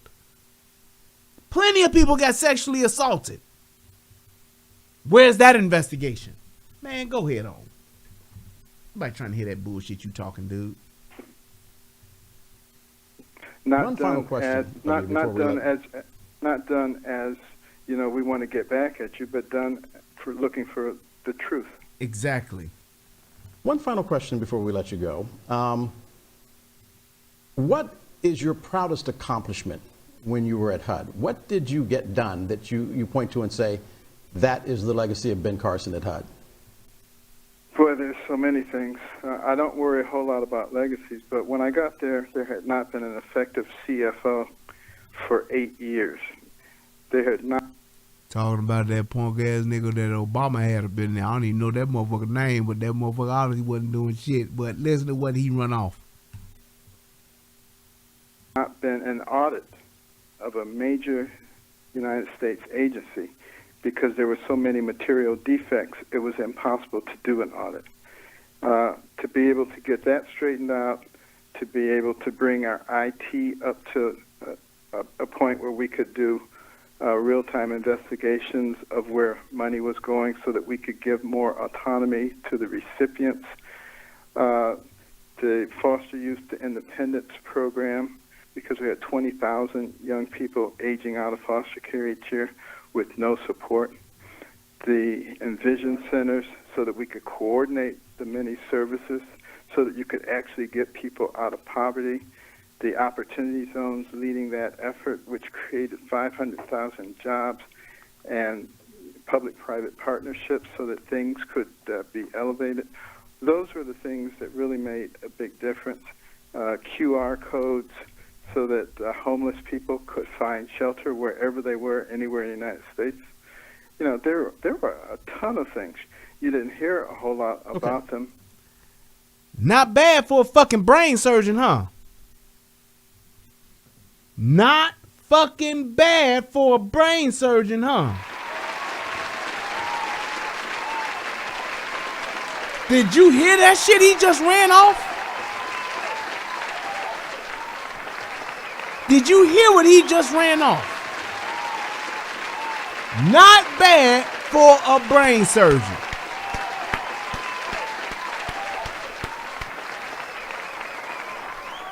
Just saying. Now, me personally, I think that because of his medical expertise and background, he would have been a better candidate in Fauci's spot, because but nobody foresaw what was happening with COVID. But I would have thought he would have been a little bit better in that area. However, he's not a fucking dumbass. He is a overall, in general, smart man. And this proves it. He proved that he was actually able to go into another area of government. Not that he had to know everything about HUD, but he was good enough of a leader to actually bring effective change and to actually do several things that would create an impact on that particular office to function at a higher level. What more do you want from a motherfucker? I don't know shit about HUD like that. But if I can go into that department and actually bring about something positive and something that makes an impact on not just the actual operations, but the actual lives of the people that benefit from it, man, you can't ask for more than that, man. You just can't. Listen to this shit. The many services for 8 years. You know, we want to get back at you, but done for looking for the truth. Listen. One final question before we let you go. What is your proudest accomplishment when you were at HUD? What did you get done that you point to and say, that is the legacy of Ben Carson at HUD? Boy, there's so many things. I don't worry a whole lot about legacies, but when I got there, there had not been an effective CFO for 8 years. There had Shout not out to Big been Time. an audit Thank you, man. of a major United States agency because there were Audit? so many material defects, it was impossible to do an audit. To be able to get that straightened out, to be able to bring our IT up to a point where we could do real-time investigations of where money was going so that we could give more autonomy to the recipients, the foster youth to independence program, because we had 20,000 young people aging Foster out of program? foster care each year with no support. Foster care? The Envision centers so that we could coordinate the many services so that you could actually get people out of poverty. Coordinating the services to get people out of poverty. That effort, which created 500,000 jobs. Created 500,000 and jobs. Public-private partnerships so that things could be elevated. Those were the things that really made a big difference. QR codes so that homeless people could find shelter wherever they were, anywhere in the United States. You know, there were a ton of things. You didn't hear a whole lot about them, but because they were good things, there were a ton of things. And I'm glad you had the opportunity to list them, because you're right. A lot of times that when people like you do good things, they don't hear about them, but then they say things that people have questions about, like your comments at CPAC, and we talk about that at nauseum. So, Dr. Ben Carson, I want to thank you for joining us on DC Today. We're going to take a break. We'll be right back. And here's why this dude is a whole ass nigga. And I'm going to end it with this. That man answered your questions, even though you may not have liked the answers or may not have whatever. But at the end, you asked him about what he did that he was most proud of. Off the dome, off the cuff, he named you 6 things that not only impacted the actual office and how it was ran, but it also provided services, 500,000 jobs for people, and impacted the lives of the everyday common man. Homeless people can find shelters anywhere in the fucking country with a QR code. That's not an easy task. But I'm just saying, he did all of that. And this whole ass nigga, Dale Walters, is that him? DC Bureau Chief? Whatever the fuck this dude's name is, didn't even say, wow, congratulations. Man, brother, proud of you. Hey, man, that was a great job. Great work.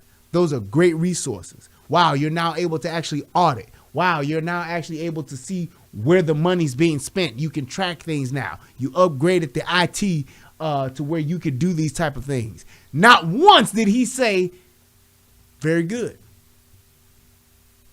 Congratulations. Good for you. Anything.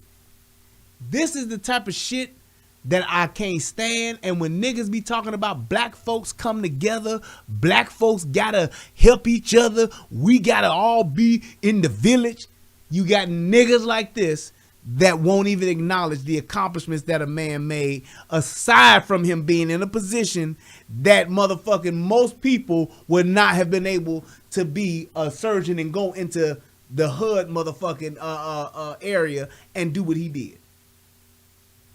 Brought about actual change, actual improvements, verifiable shit that he's done. That he just named off the dome. Not everything, but just 6 things right off the top of the dome that he can name that he did. And not even well, good job. Well, we thank you. Thank you for your service. We appreciate you.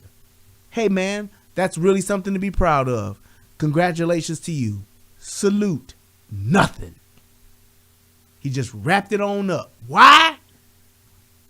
Because this motherfucker probably don't even know Ben Carson like that. But you know why he wouldn't do that? And this is where it's so fucking stupid. And I hate the fact that niggas buy into this shit 1,000% of the time. All because he a Democrat and he's a Republican. Because he pro-Trump and I ain't.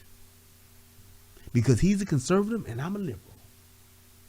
Do y'all realize that niggas have separated relationships with me? Niggas that I've known for years. Some niggas I've known for 3 to 4 years, 5, 6 years. Some niggas that I've known for 15, 20 years. Severed relationships. I ain't fucking with this nigga no more. All because of this.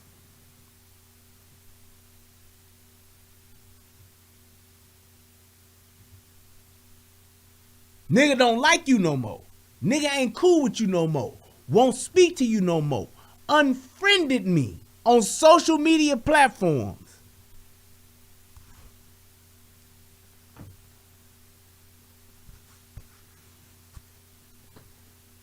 Because of a fucking hat. Because of a fucking hat. My other hat. That's the type of world we live in. I don't like you because of your hat. I can't stand you because of who you decided to vote for. You are my enemy. I'm going to stalk you. I'm going to troll you. I'm going to talk shit about you. Not because of what you did to me. Not because of what you did to my family.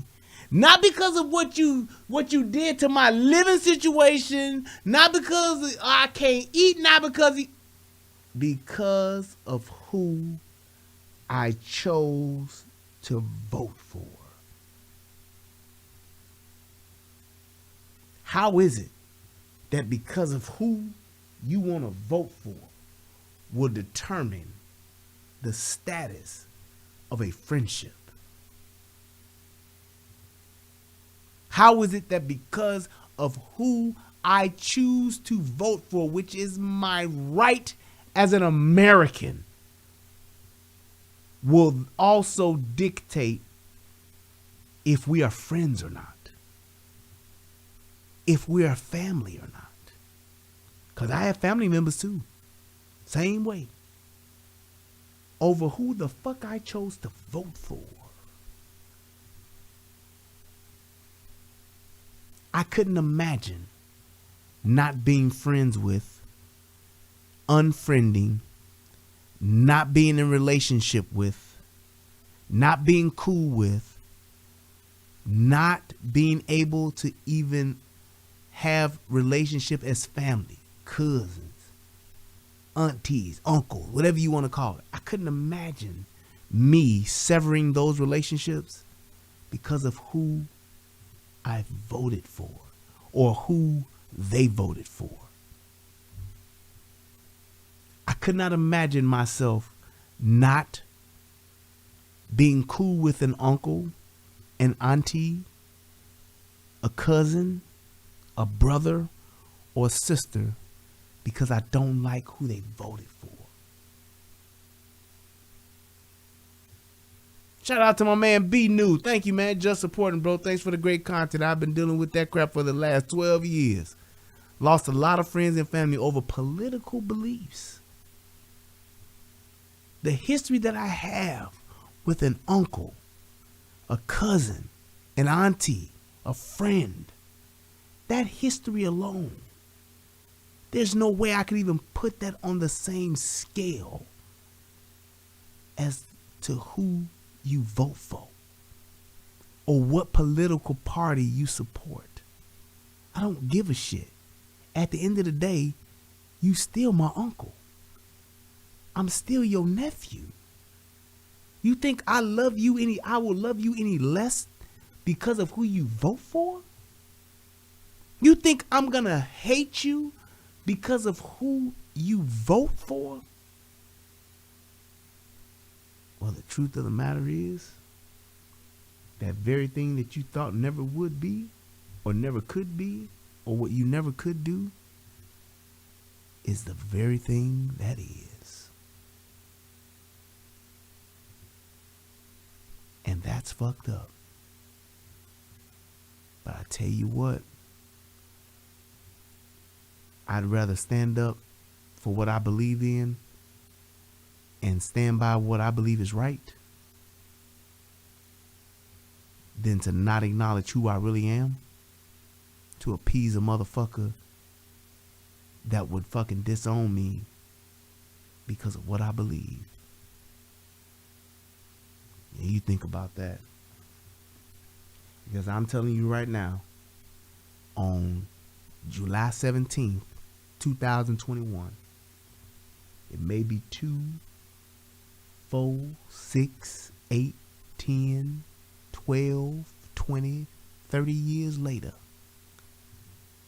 that people will go back and look at this and say, damn,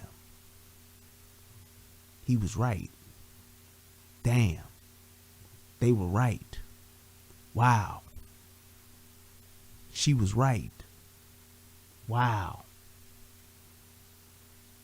They were telling this back then. They were telling us this back then. They was telling us that back then. I'd rather them go back and do that and know that I'm on the right side of this thing because I'm just being righteous. I'm not just trying to be right now. Than I would trying to be right now and going along to get along. Doing what everybody else think I should do. Do what everybody else is doing, whether it's right or wrong. I just want to do what's right. I try my best. Now I can fuck it up tomorrow and say something that's wrong.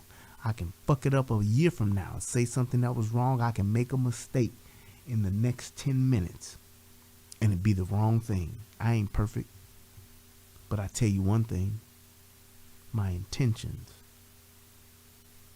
are to do what's right.